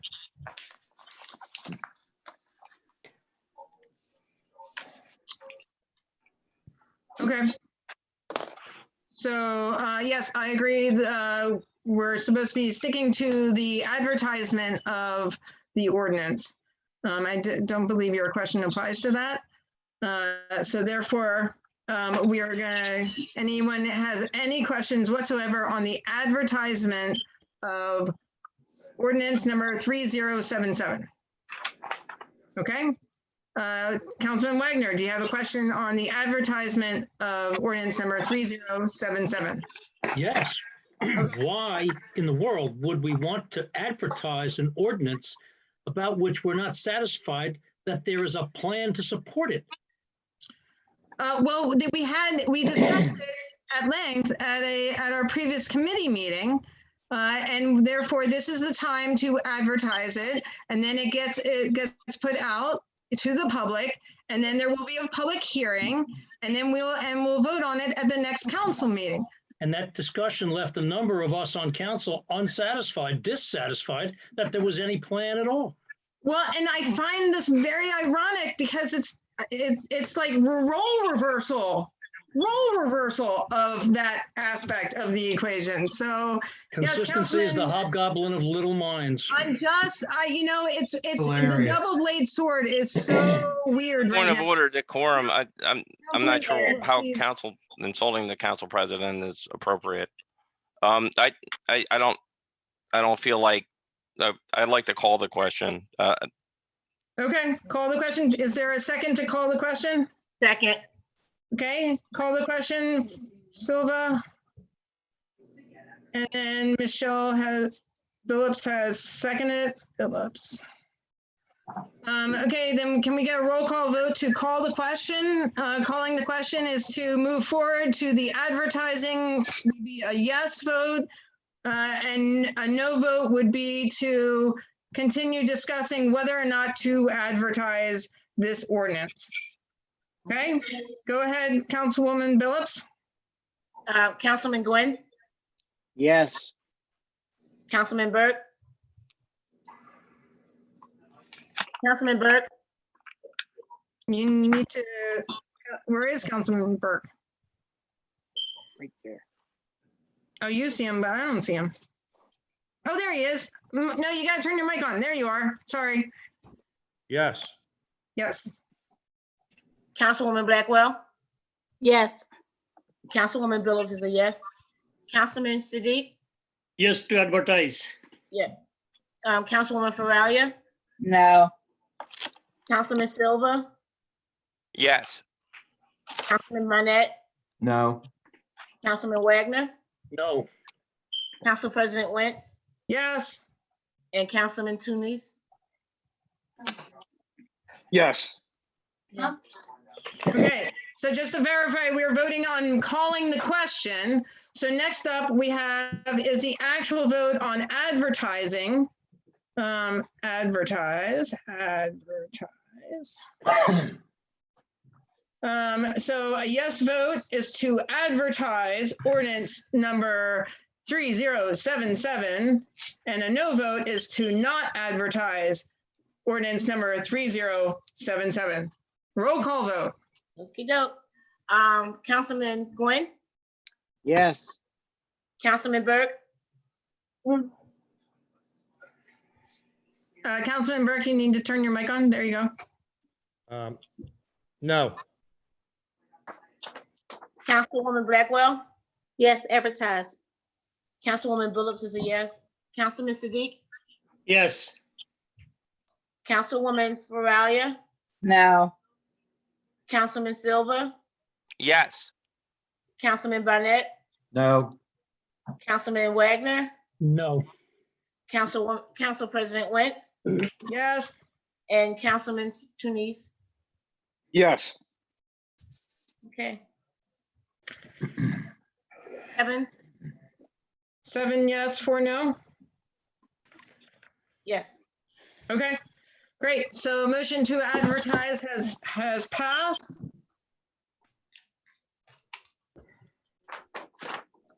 Okay, next up, we have introduction of ordinance number 3078. Council members, please mute your microphones. Solicitor Phil Kenny, please take it away. Thank you very much, President Wentz. Ordinance 3078, again, this will be a motion to advertise if council sees fit. An ordinance of the Township of Upper Darby, Delaware County, amending the Upper Darby Administrative Code to convert the electrical department to the electrical division and place it under the supervision and control of the Department of Public Works, repealing all inconsistent ordinances, providing a severability clause, and providing an effective date. The text of it shall read as follows. Now, therefore, Upper Darby Township hereby ordains Section 5.32 through 5.34 inclusive of the Upper Darby Administrative Code are hereby deleted in their entirety and will intentionally left. Section 2. Section 5.25 of the Upper Darby Administrative Code is amended to add a new subsection J as follows. J. Direct and administer an electrical division which shall be responsible for installing and maintaining electrical and traffic signalization equipment in or on township-owned property or township or property for which the township is responsible. The electrical division shall 1. Install and maintain traffic control signals and flashing warning devices. 2. Install and maintain the electrical lighting, street lighting appliances, and equipment in all township facilities. 3. Cooperate with departments and government agencies to accomplish the aforesaid goals. 3. There's an inconsistency clause. 4. There's a severability clause. Section 5. This shall be effective if adopted in accordance with the Upper Darby Township Home Rule Charter. That concludes my reading.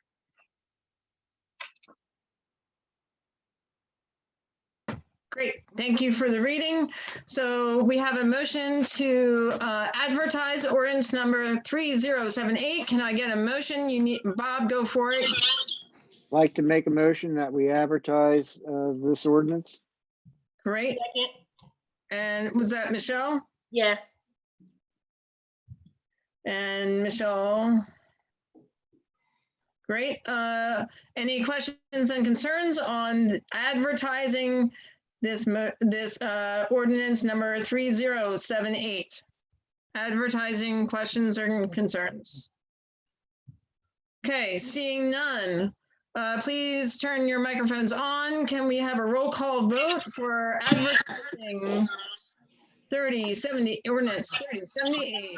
Take it away, Councilwoman Phillips. Councilman Bob Gwen, Yes. Councilman Burke, Yes. Councilwoman Blackwell, Yes. Councilwoman Phillips is a yes. Councilman Siddiq, Yes.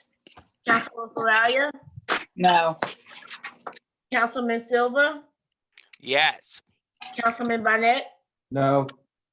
Councilman Wagner,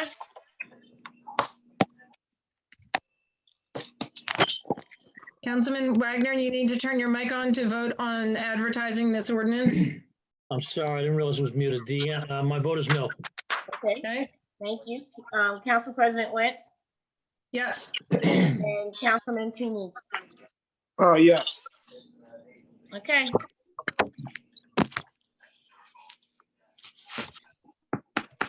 Those 7 yes. No, 8. 8 yes, 8, 3 no. yeah.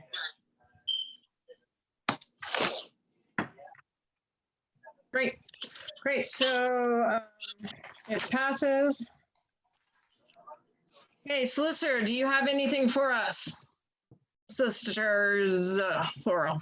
As usual, it's been a busy month in Upper Darby Township. As was stated by the committee, it was a pleasure to work with everybody collectively on the property maintenance ordinance amendments. I know the process, as Councilor Tunis talked about, took over 2 hours, but it was a good process and people worked collectively. Our office is working constantly with administration to work on other things. One of the things you'll probably be seeing in the somewhat near future is we're working with Mike Hill from eCollect, who has been engaged on updating current business privilege tax regulation, among other things. We also, for the last council meeting, we were directed to work on, an ordinance setting out, establishing if there's going to be a 2 voting meetings per month and how that would work. We'll have some kind of draft for council committee to consider. That concludes everything. Great, thank you. Wonderful. Anyone have anything for old business? All right, so I saw Brian's hand and then Brian, I saw Tom, and I saw Don. Okay, and if there are any other council members, you raise your hand. So Sadiq, okay, Sadiq. Okay, so Brian, go ahead. Yeah, I have 2 questions for the mayor. An update on Drexel Line is the first question. About a lot of people in the neighborhood are asking, are they going to develop? I know you had a meeting with them maybe 2.5 or 3 months ago. Just a report on that. And the second one, unfortunately, it hasn't rained in the last 2 weeks or a week and a half.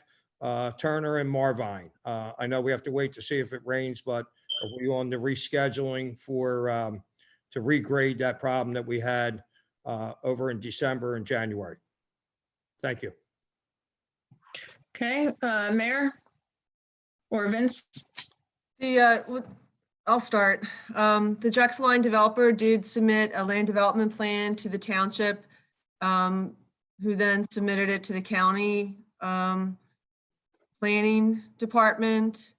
It's been sent back to us, and we have an engineer looking over it. So that's the first part, or that's your first question. And the engineer is also rewriting the specs to regrade the area around Turner and Marvine too. So that whole area has got to be redone.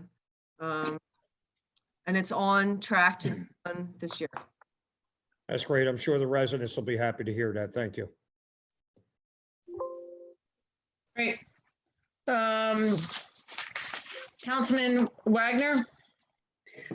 Thank you. I'm going to make this brief.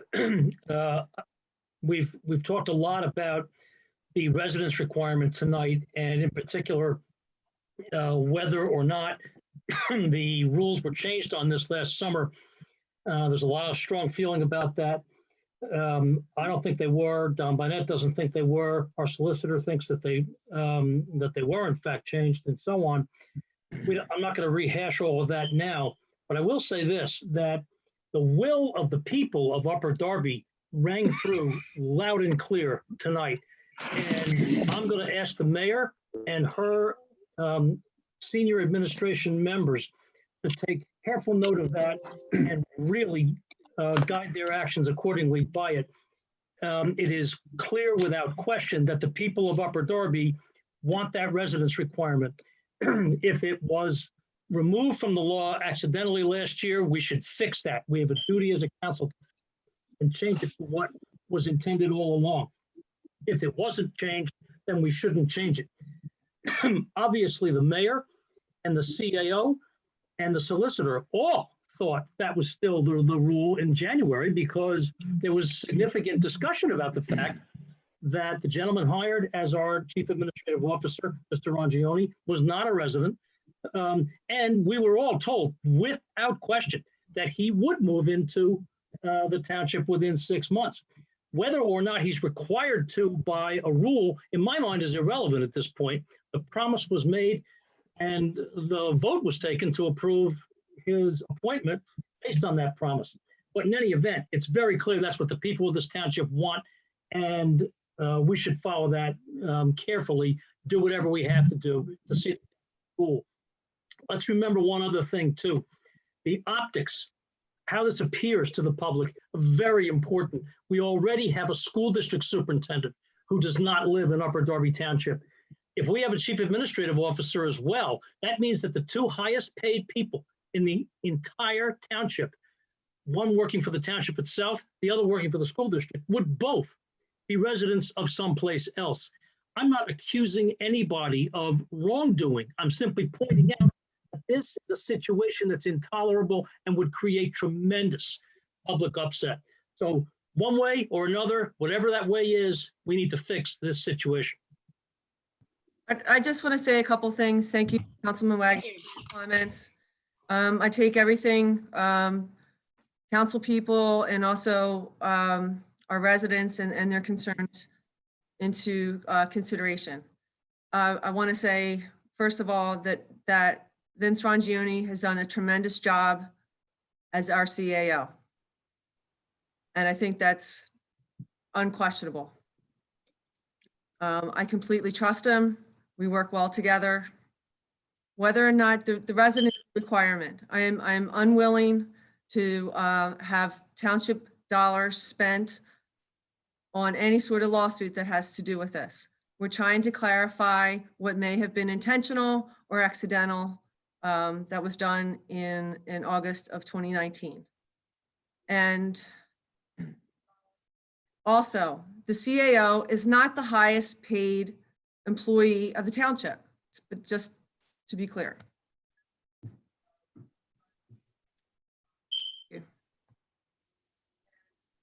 Okay, great. Sorry, I'm just verifying my sequence. Councilman Bonnet. Go ahead, sorry. Thank you, President Wentz.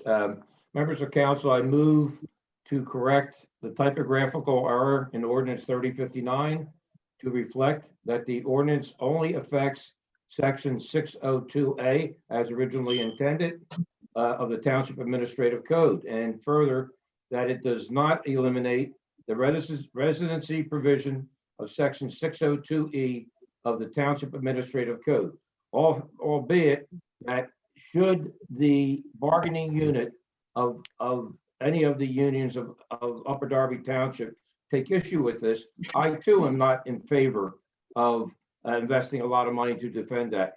But in spite of that, and outside of the bargaining labor force of Upper Darby Township, by adopting this correction to the ordinance 3059, it would require the CAO and the department heads and all non-bargaining employees to be residents of Upper Darby Township. So I make that motion. Well, for an ordinance, we need to discuss it in committee. And it has to have we need it in writing for a first reading. And we would then need to go through the whole process, unless I'm mistaken on how we make motions for ordinances. We can't in a meeting without a reading and advertisement of an ordinance.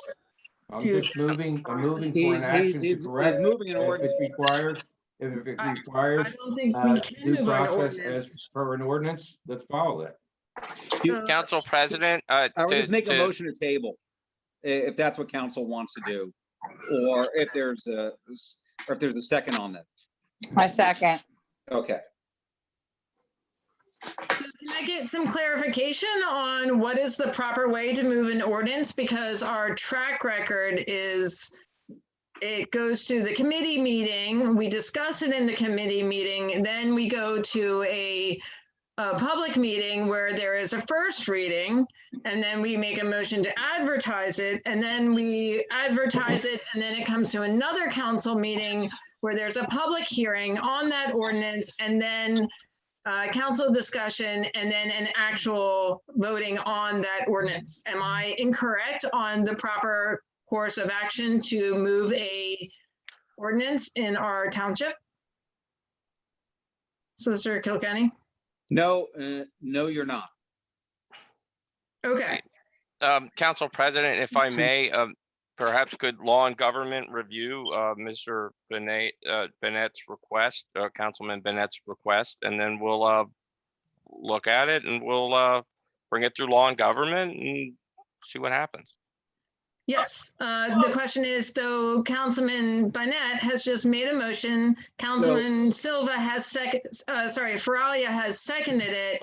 So it is up to Councilman Burnett to either withdraw his motion, or or we move forward with tabling it as the solicitor suggested. So Councilman Burnett? Yes, I will withdraw my motion. I made the motion recognizing that we do have to follow due process of adopting an ordinance or amending an ordinance. I just wanted to move an action to proceed in that direction. So I appreciate Councilman Silva's willingness as chair of the committee. That would not. Councilwoman Billups is chair of that committee. I'm sorry, Councilwoman Billups would, but I do appreciate your suggestion, Councilman Silva, that this be undertaken seriously, to take a very serious look at where and how we can correct this error. It's strictly a typographical error. I have a question. So I have a question.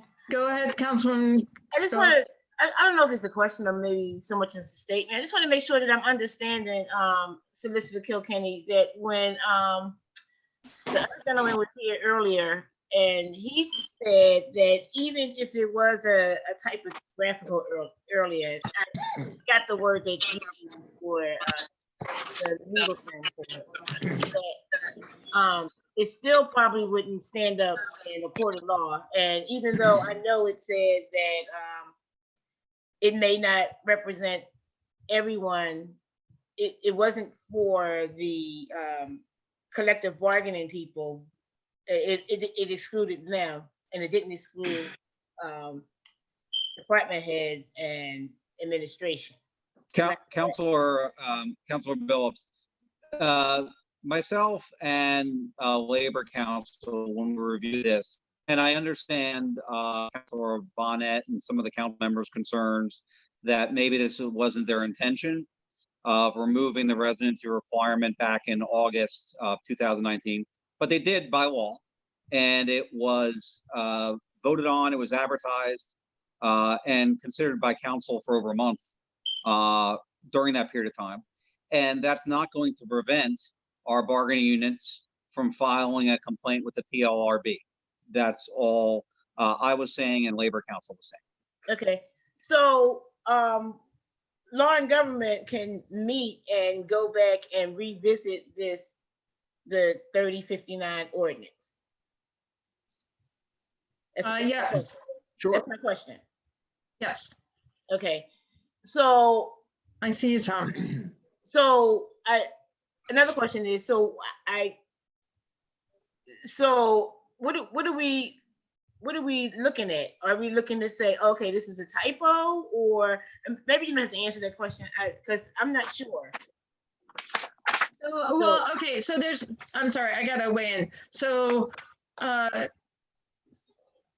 we will look at Councilman Bonnett's suggestion on the reinstatement. The snag, I mean, I just have to say, the snag is, as I understand it, is that it would only be for the department heads and the supervisors, because if we cannot require it for the unions, which are probably 95% of the workforce in Upper Darby Township, because of Ordinance 3959 typo, but still signed into law, the unions represent almost 95% of our workforce, and it's something that they will have to be negotiated in their union contract. So basically, what my understanding of our solicitors have clearly stated, that if we try to pass any ordinance that requires any employee represented by a union to be residents of Upper Darby, we will get sued by those unions. All of those unions at some point in time will sue us if that is in place. And that what Councilman Bonnet has suggested with his motion that he did withdraw so that it could go to the committee, was to only require the department heads and the people who are not represented by collective bargaining units to be required, and that's 5% of the employees of our township. I'm being rough about the percentages per se, being required to live in the township. So, but that's what's going to the Law Government Committee, is considering the 5% requirement. Yeah, I get it, just their portion. Well, Yes. Yeah, I mean, I think that we'll have to discuss it in the committee meeting. Yeah, I got you. Yeah. All right, I thank mean, you. that's, Thank yep, you. thank you. Right, okay. Don, do you have more on this particular issue? Just one more point, Clark. I just want to state that my comment about dealing with the bargaining unit personnel, apparently that has never been a problem in the past. If it becomes a problem, we should deal with that effectively, and I mean cost effectively. That means that perhaps we would have to spend hundreds of thousands of dollars to force or try to insist that they become residents of Upper Darby Township. Perhaps I would back off that point. However, the attorney that represents us in our labor issues, Brad Betak, who was in our executive session, made a clear statement that we have the absolute right to require our non-bargaining personnel to become residents of Upper Darby Township. No, I understand. I just wanted to clarify the differentiation between the two groups that would be affected by that. That's all. And then, okay, does anyone have any else they wanted? Sorry, Lisa, go ahead, Lisa. I have a couple questions. One is, with all this going back and forth with this ordinance, why didn't the solicitor reach out to Kelly Sullivan and question her and talk to her and get like her notes of what was going on? Or two, last time when we were in our committee meeting, we talked about the tape. I'd be willing to sit and listen and go through all that tape to get actually that meeting up, and so we can clarify everything. Well, I would think that unfortunately, because it was signed, it was an ordinance that was signed by the mayor and the council president and everyone else involved. It's signed into law, and it doesn't really matter what the back stuff is because it got signed. Well, so sorry, I'm gonna. Council President Wentz, I'll be happy to address that. If Yes, council thank you. wanted to go ahead and litigate this and spend perhaps, as Labor Council said, hundreds of thousands of dollars to litigate this, yes, we could bring all those to bear. We can call various witnesses. We could talk about what the legislative history is. The problem is that, it's my opinion and Labor Council's opinion, council had this ordinance for over a month. It was advertised. There was a hearing on the ordinance. The ordinance did not change, and the ordinance was enacted into law as written. So the intent is important, of course, if you want to fight about the intent. But in the end, the plain language of what the ordinance said is what a court is mostly going to rely on. So that's all. All right, then I had another question. For their labor counselor, what do we pay him a month or do we pay him hourly? But, I assume they pay him hourly. Perhaps the CAO could to talk about that, right? Sure. We have an engagement letter with Campbell Durant is the name of the firm. I don't have it in front of me, but I'd be happy to provide you with their hourly rate. All right, thank you. okay, any other questions or concerns on this specific, sorry, Tom, you're right. I'm sorry, I did see your hand and I missed you. I apologize. Go ahead, Tom. No worries. I'd like to point out that I began this discussion under old business about the residence requirement, and we've sort of moved off the point that I was originally making. No, I don't want to expose the township to a great deal of litigation or anything like that, and there's no need for that. We've heard a ton of public comment telling us overwhelmingly what the public in fact thinks here. And when the current CAO, whom the mayor is apparently very happy with, joined us, we were promised, we were told that he would move into the township within 6 months, quite regardless of what ordinances have to say or even what the home rule charter says, regardless of any of that. We were promised that that would happen. Let's put that to rest. Let's make sure that's his intention, that he's going to move into the township. In fact, I can't imagine why he would not, considering the high-level job that he has here, and would solve a great deal of the problem. It would certainly solve the problem presented to us by the overwhelming side of public comment we heard. Vince has a comment. Yeah, sure. I mean, I'd be very happy to address that on a number of levels.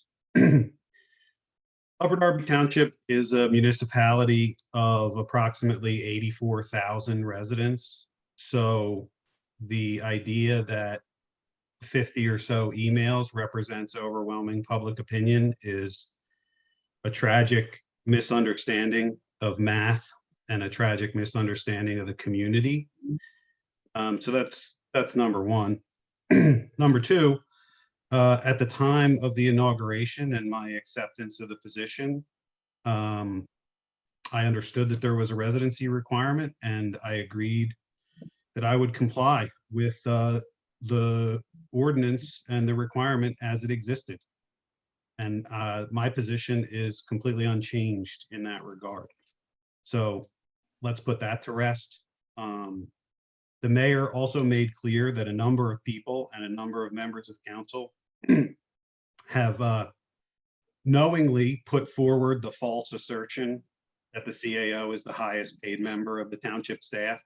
They've made that claim repeatedly, knowing that it was false, knowing that it's not even close to true. And so I'm happy to sit here and, you know, take your abuse and your false accusations. I work really hard for this township. My father grew up on Wembley Road.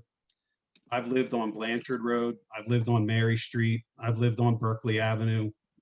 I've demonstrated a clear and comprehensive knowledge of the township. I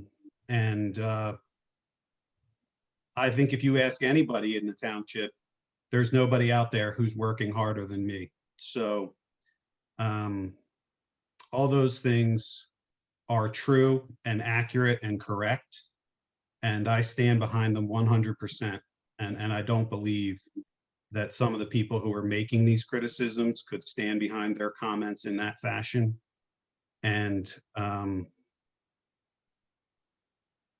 yeah, I think I have a lot of trust and respect for the members of this council and the members of the public in Upper Darby Township to be able to recognize who's who in this debate. And I think that the notion that where I live would somehow put to rest the clearly personal and over-the-top animosity that some of the members of council feel for me is laughable. And everybody knows that those members of council will not stop, and they will never be satisfied. They will never listen to reason. They will never approve or disapprove of anything based on facts and logic. And so that's my statement.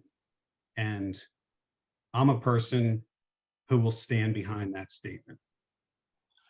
And unfortunately, I have to say, the only person Yeah, so, okay, I think we've hashed this out enough. Is there any other old business that council members need to bring to the table? Council President, I am demanding an opportunity to respond to that, please. The only person here who has personalized this discussion, unfortunately, is Mr. Rongione. It isn't personal to me or to Don Barnett. That is incorrect. You have Yeah, point knowingly of order. I believe you've forwarded false mentioned Mr. information. Yeah, Rongione point of on order. several occasions. Okay. Yeah. Sorry, I think he was responding to your comment, sir. I have to agree with the point of order. Every time a specific employee's name was mentioned, that was personalizing any debate in reference to the discussion of their role in our township. So the moment you specified someone's name versus the position that they held, you made it personal. So I just want to be clear, every time you mention an employee's name, you are personally calling out a specific employee, which makes your statement or comments a personal attack on that individual. Okay, are you done now? Are you done? I just want to make sure I clarify that aspect. So Well, when you that's say your it hasn't opinion. been personal, you're Nothing but your opinion. I'd like to know if we can get an answer to the question, Mr. Rongione. Are you going to move into the township or not? That's all. He's abiding by the law that is in place. So the answer is no? Yeah, I The believe answer is it's no? by Is it- ordinance 3059. I believe he meets the requirement. Isn't that correct? And This is just nonsense, and you're ignoring is public it opinion out nonsense? there. I'm sorry. You're ignoring public opinion. It's a shameful thing. Well, I don't know that we are. They asked us to table ordinance 3076. I believe that's exactly what we did. I believe you voted no on that. Yes, So I I did. believe we were actually following public opinion, sir. But that's again your opinion, I think. Tabling it wasn't the answer. Well, that's kind of what they wanted, and I'm not sure. Maybe I think got I a agree with different that. concept between those multiple emails that we keep referencing. Okay, can we? So yes, are there any other old business that anyone needs to bring to the table? I see Bob raising his hand. Bob, do you have something new and different of old business you want to add? I just want to find out if, I know you had the food giveaway today. For the event that you plan in the future, do you wish council members to participate in that? Or would you prefer it just to be the administration? No, we were really busy. We could always use more help. So Actually, Alexis did share with me today the spreadsheet on when the food drive is. So I was going to send it to you guys tomorrow so that you could tell me what days and times you were available for, and then I was going to forward it to Barbara Ann and Allison and Vince so that they could fill you into those slots. Thank you. I'm already set up for Saturday.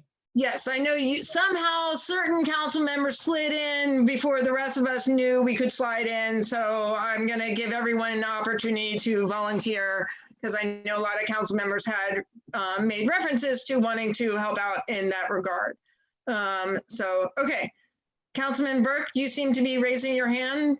Yeah, I did raise up and many. Councilman Siddiq, hold on one second. Councilman Siddiq, it's Councilman Burke. Yeah. No, Siddiq was first. My God, Okay. I was raising my hand 15 minutes before. Yeah.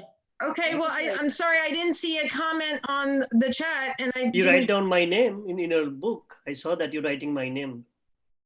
No, I was taking notes. Okay, Councilman Siddiq, please go ahead. Councilman Burke, you will be next. You're right, Councilman Siddiq, you're right. I did have you. Yes, I'm very yes. sorry. I moved from that page. I'm very sorry. Go ahead, Councilman Siddiq. Okay, I would like to say a few words regarding Mr. Vince. He's a very hardworking man, Anytime I call him in the morning, before hour, he's in the township building. I ask him, what you doing over here? He said, I have to come earlier to do things. Then when I call him after hour, I mean 5 o'clock, 6 o'clock, 7 o'clock, he's in the township building. I said, the COVID time, what you doing in the township building? He did say that I'm doing something in the township. It's mean he's working very hard. And also our mayor has to run the show. She has to run the township. If she feel comfort with Mr. Vince, it's good for us, good for the township, like good pair to move forward and move right direction to our township, towards our residents. So I would like to thank both of you for the good job doing for the township. And another things I have, everybody get the stimulus pack from the federal government. So how far we are in township regarding the stimulus pack? Because our revenue significantly down during this COVID-19. So can anybody update me that where we are at the township as a stimulus pack from the federal government? So, Councilman Siddiq, we don't, as of till now, and correct me if I'm wrong, Vince, but we're not getting any money from the federal government to stabilize our budget or make up for any budget shortfalls. The money that we're getting is money it's programmatic to help residents stay in their homes, help small businesses. And we're in the process of applying for a couple of those. They're called grants, but we don't have any of that money in hand right now. And none of it so far is to help us pay for, payroll or operational costs.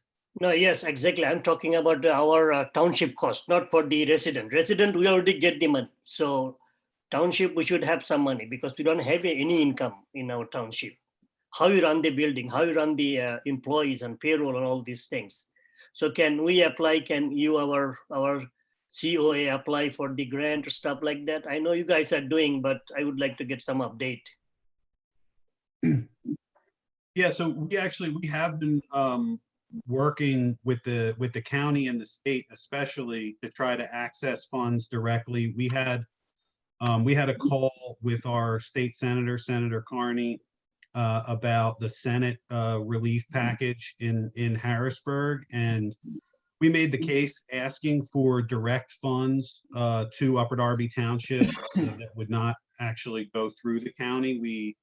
So we've been advocating for kind of a threshold where larger municipalities would be able to receive direct support that wouldn't have to flow through the counties. And we did that with our state representatives as well. So we really are doing everything that we can. I believe the most recent federal aid package passed through the House and did include some money for state and local governments, but I don't believe that proposal has gotten traction in the Senate. So it's just to be very frank with you, it's a tough environment out there for local governments. We are doing everything we can at this point to try to get money to offset our costs. But that money is not a high priority at this point for other levels of government. I mean, it's an extremely high priority for our government, and we're trying to get it. Yeah, it's probably something that we should work on together to advocate, with our state and federal officials to make as strong a case as possible for that kind of money. Yeah. Thank you. Thank you. Thank you, Sadiq. And Councilman Burke, you had something? Thank you, Laura. Just to go back on right before Councilman Siddiq, we're talking about the food and volunteering, but going back to earlier in the meeting, we talked about other times and other food, vegetables and fruits. If we already have a schedule when they're coming out and we're doing it in the township or the township building, is there any consideration to the areas of the Charles Kelly School, Garriford, Seacane area, we have a lot of homebound seniors that might not live in the 4th or the 5th or 6th or 7th district, but also live in the 1st, 2nd, and 3rd and 4th district, especially where our townships cut up into districts. You know, the schools might be a nice place to spread it out a little bit. Was there any consideration before the map or the schedule went out to consider our homebound seniors? Yeah, so the map and the schedule are not finalized. They can be adjusted. And as far as homebound seniors, the homebound seniors meal program has been operating for a few months now since the pandemic sort of began. And people can call. I don't have the number on me, but people can call the Watkins Center and be added to the homebound meals list. So we do have township employees who are delivering meals to homebound seniors and have been delivering meals to homebound seniors. And so that absolutely is something that that people should be aware of and utilize. And it's helpful to bring it up. I mean, the Share Food program is trying to help. And so if we can work with them to get a location in another part of the township, that's something that we need to know about and that we might be able to make happen. That's great. Thanks. Thanks. Lisa, you have your hand up via the image on the Zoom. Did you have something to add to this, or was that from an earlier thing and I didn't catch it? That was from earlier. Okay, I'm sorry. I just wanted to No double check. worries. Okay. So Councilman Burnett, you've already spoken. Let me just verify no one else has anything new to add to this discussion. Seeing none, go ahead, Councilman Burnett. Thank you. Again, back to the mayor. I was prohibited from asking this question earlier to the point of getting an answer. What are we doing about civil engineering services for the township?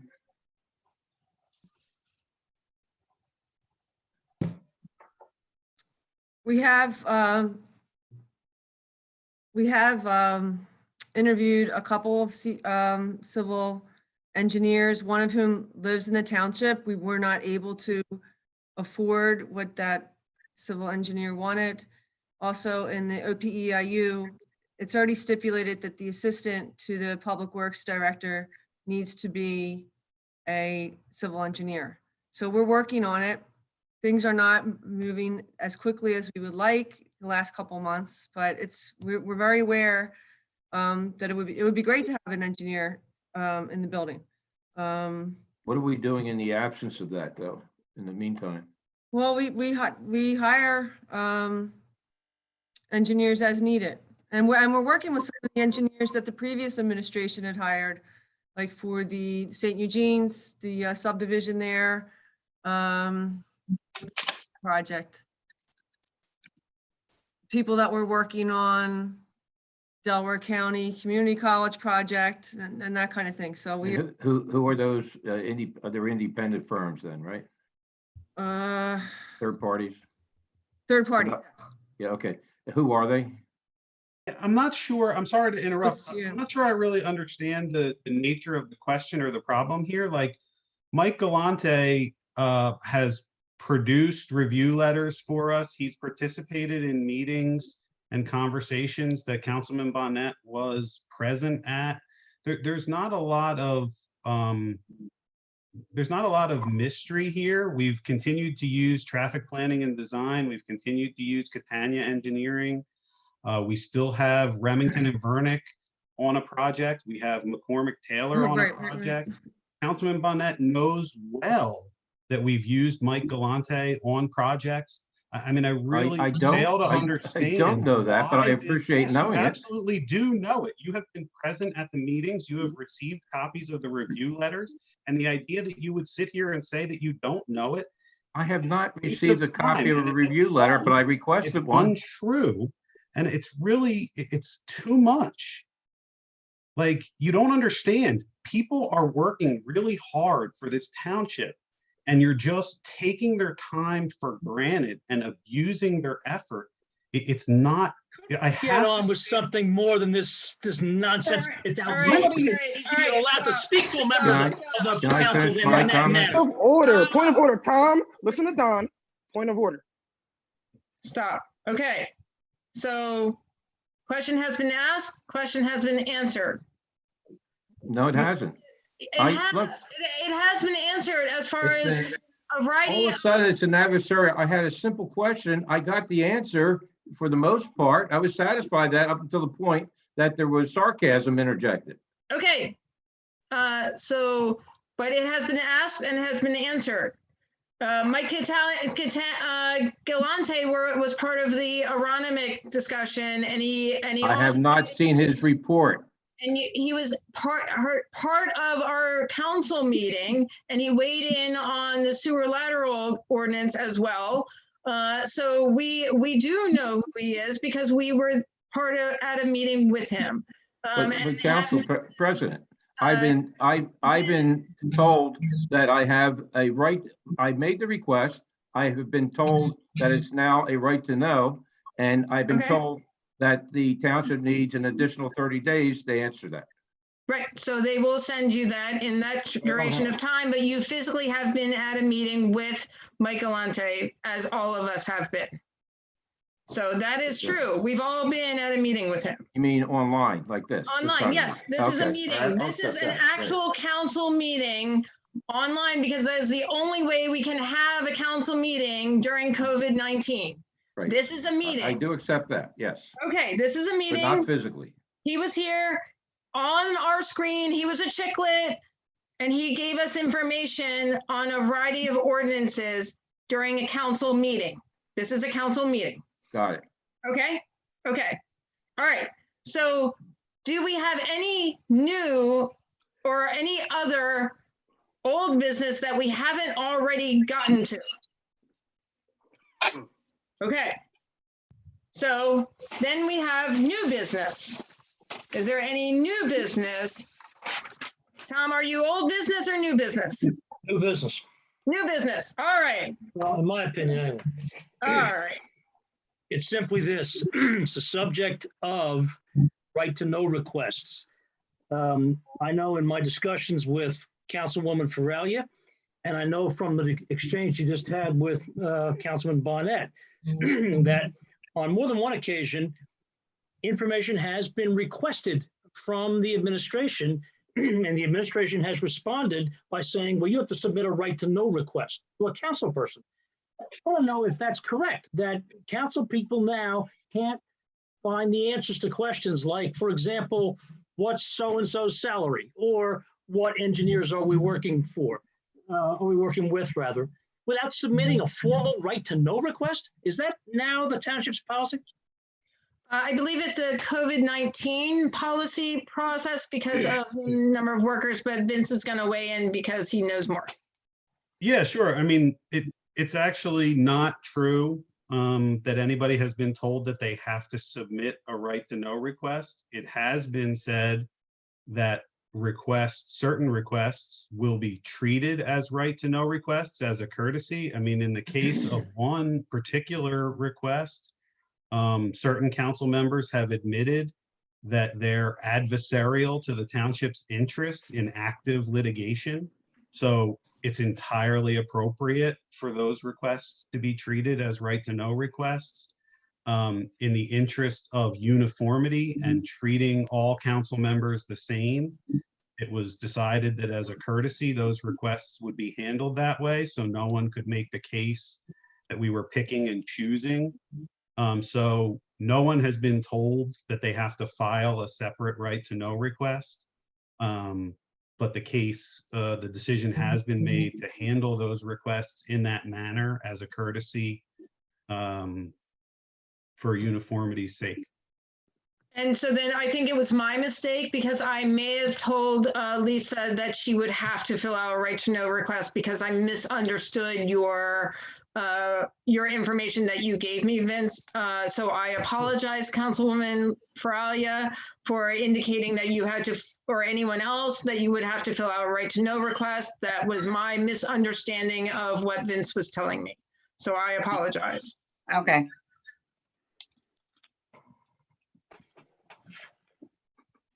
Councilman Tunis. I just don't, there's something in old business, the two public comments that we were going to hold to the end. Oh, yes. Would that be an old business? Just to make sure everyone. It would be new business. Oh, okay. So we are in new business. So if Allison is around to come back to us, that would be excellent. Is there any other new business? Barbara Ann? Yes. So I just wanted to thank Monica Brown. She's on our communications committee. She designed the mailer that went out about the COVID mailer. I don't know if anybody got it. Nice. But I just wanted to thank her. And to, there's a couple numbers on here that Burke was asking about. I don't know if anybody's still watching this, but COSA, the number for seniors to call 610-490-1300. And then there's also grocery shopping and delivery to seniors that's done by COSA and Community Transit. That number is 215-900-2519. So that's it. Great. Thank you. So it's good to know that we're going to be getting a mailer soon, if we haven't already. Awesome. Councilman Burke, Bob Nguyen, sorry. I got my B's confused. Go ahead, Bob, you got to turn your mic on. Just as a quick reminder, if anybody is still listening to us, if they haven't completed their census material, get it done, get it in. It counts. Yes, definitely. Okay. Any other new business? Seeing none. Oh, Sadiq. Go ahead, Sadiq. The Muslim holy month of Ramadan is almost going to be over, and we are having our Eid on Sunday, this Sunday. Unfortunately, we cannot hold the large gathering, so I cannot invite anybody, any one of you, to come to the field, join with us for the prayer. So we are sorry for that one. Everything happened due to COVID-19. And last week, as our mosque, we provided almost 30 family the food distribution, the needy family, and we will continue to do that one on behalf of the Masjid Al Madinah towards our Upper Darby community. Thank you. Thank you. Sorry for that sudden noise. And then I saw Councilman Hafiz, but he just disappeared. Okay, so oh, he's back. Councilman Hafiz, did you have an announcement? No, I just wanted to ask Councilman Sadiq if they would be either like streaming it via social media or doing something via online for the Muslim community. Ramadan. For Ramadan. Ramadan. Well, for Eid. No, there will be no Eid prayer because we are following strictly CDC guideline. Okay. And we will follow that on until the lockdown is over. So there will be no big celebration, Eid prayer. Okay. Ray, just wondering if you were going to do like a Zoom meeting version of a prayer versus or Facebook well, we Live. have face-to-face one. Our imam, mosque imam, he have every day from 6 to 7:30. He have a Zoom and YouTube live recitation every day until the end of this month. Oh, okay, great, thank you. And I do want to throw in that the Archer Epler VFW Post will be doing a Zoom memorial ceremony on Monday at 12:30. You can find it on the VFW Archer Epler VFW Facebook page. It's a YouTube. I'll be sharing it as well, and so forth. So I just wanted to let you know that that is happening. Bob Gwynn, go ahead. Will there be anything from the Marine Corps? Marine Corps League? They're doing something small, but it's very small. But I don't believe it's a virtual thing. Thank you. Okay. Okay, so Allison, thank you for joining us again. There were, I believe, 2 more public comments that you had to transpose. So Laura, just to clarify then, is there a time at which you want to accepting public comment? I'd say right this moment. Okay. So then there's a couple. So the next one is Dorothy DeWitt, 419 Winfield Avenue, Upper Darby. Mayor and council members, as a resident of Upper Darby Township and as a tax-paying citizen since approximately 1980, I implore you to rethink the changing of residency requirements in Ordinance 3076. I feel the top people making important decisions that affect our vast township should have an actual stake in our township if we are ever going to move forward and become the better/best that we can ever hope to be. To me, this goes for the mayor, CAO, police chief, fire chief, and all council members. We pay your salaries and voted for you hoping for a change. To change these rules after the election to benefit anyone is truly despicable to me. If you do not want to move here, I implore you to step down and give the position to someone who truly wants to live and work here. I am truly tired of promises from politicians to get my vote and then turn around to do the exact opposite. Thank you. Okay, next. Thank you. This was a phone call. Hi, my name is Michael Bente. My address is 255 North Linden Avenue. I am opposed to Ordinance 3076 in reference to the residency requirement. I feel as though township employees should resident in the township, and I would appreciate if you could take my comments seriously, and thank you. Okay, thank you. Next. The next is a phone call. Hi, this is Andrew Heyman, 309 Edmonds Avenue in Drexel Hill. I'd like to comment about the appointment of Vince Rangione as the Chief Administrative Officer of Upper Darby Township. I would like to comment that I support this position and that I support removing the residency requirement to hire Mr. Rangione. We are a township of 82,000 people. It is not contiguous. It contains many zip codes. I think that limiting our talent to someone who is a resident and require them to stay here is unnecessary. I know Mr. Rangione. I know how hardworking he is, how brilliant he is, how qualified he is, and most importantly, I believe he has a $40,000 pay cut from his predecessor, so he is saving the township money. We got him at a bargain deal. I believe that the township has a toxic history with hiring only exclusively political appointees from the Republican Party, those only who reside within the township currently. The overwhelming majority, perhaps over 90% of township employees are Republican township operatives and committee members. This toxic, inappropriate history, I believe, is justification for hiring those who do not reside inside the township.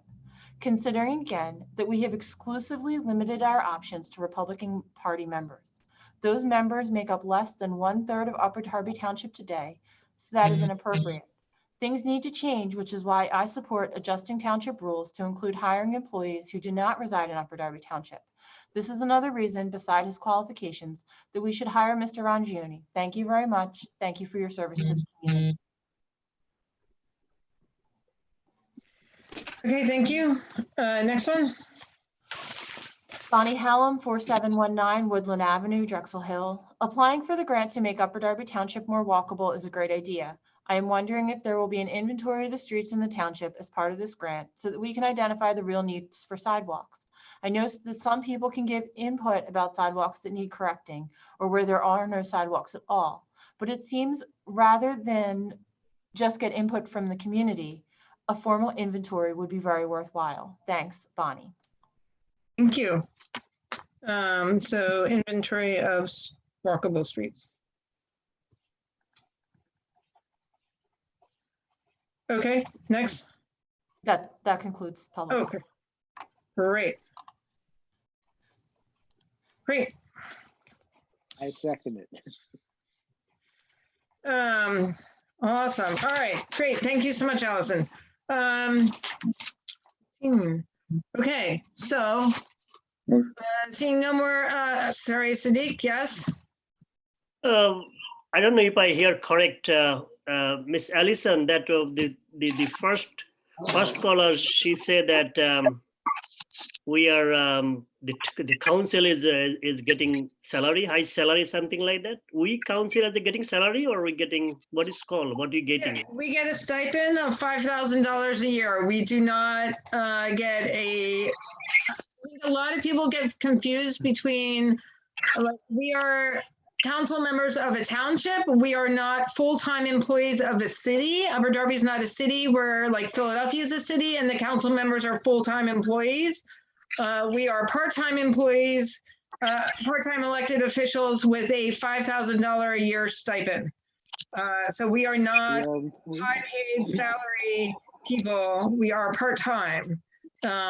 So I think there was just confusion for that particular constituent of the difference between us as Upper Darby Township council members and people, council members in like Philadelphia or other cities throughout our Commonwealth or beyond. So we as a council person is like a volunteer job, right? No, we do get a stipend. School district is a volunteer job. They do not get paid in any shape or form. Okay. So we are not volunteer. We do get a paycheck and it's a stipend. So We're still employees though. we are still employees, yes. We were elected. Elected employee of the township. What? Elected employee of the township. Yes, yes, we are employers employed by the township. And some peeps were appointed. All right, thank you. You're welcome. All right, anyone else? Can we get a motion to adjourn? Definitely. So Bob. I second that. Oh, man. Oh, sorry if he got you that time. Well, it's too early tonight to finish the meeting. Thank you. Thank you, Ms. President. All those in favor of adjourning, please signify by saying aye. Aye. Aye. You guys have a great evening for me. Have a good night. Good night. Have a good night. You're getting better. Guys have it. We beat Night. 12. Meeting ends at 11:17.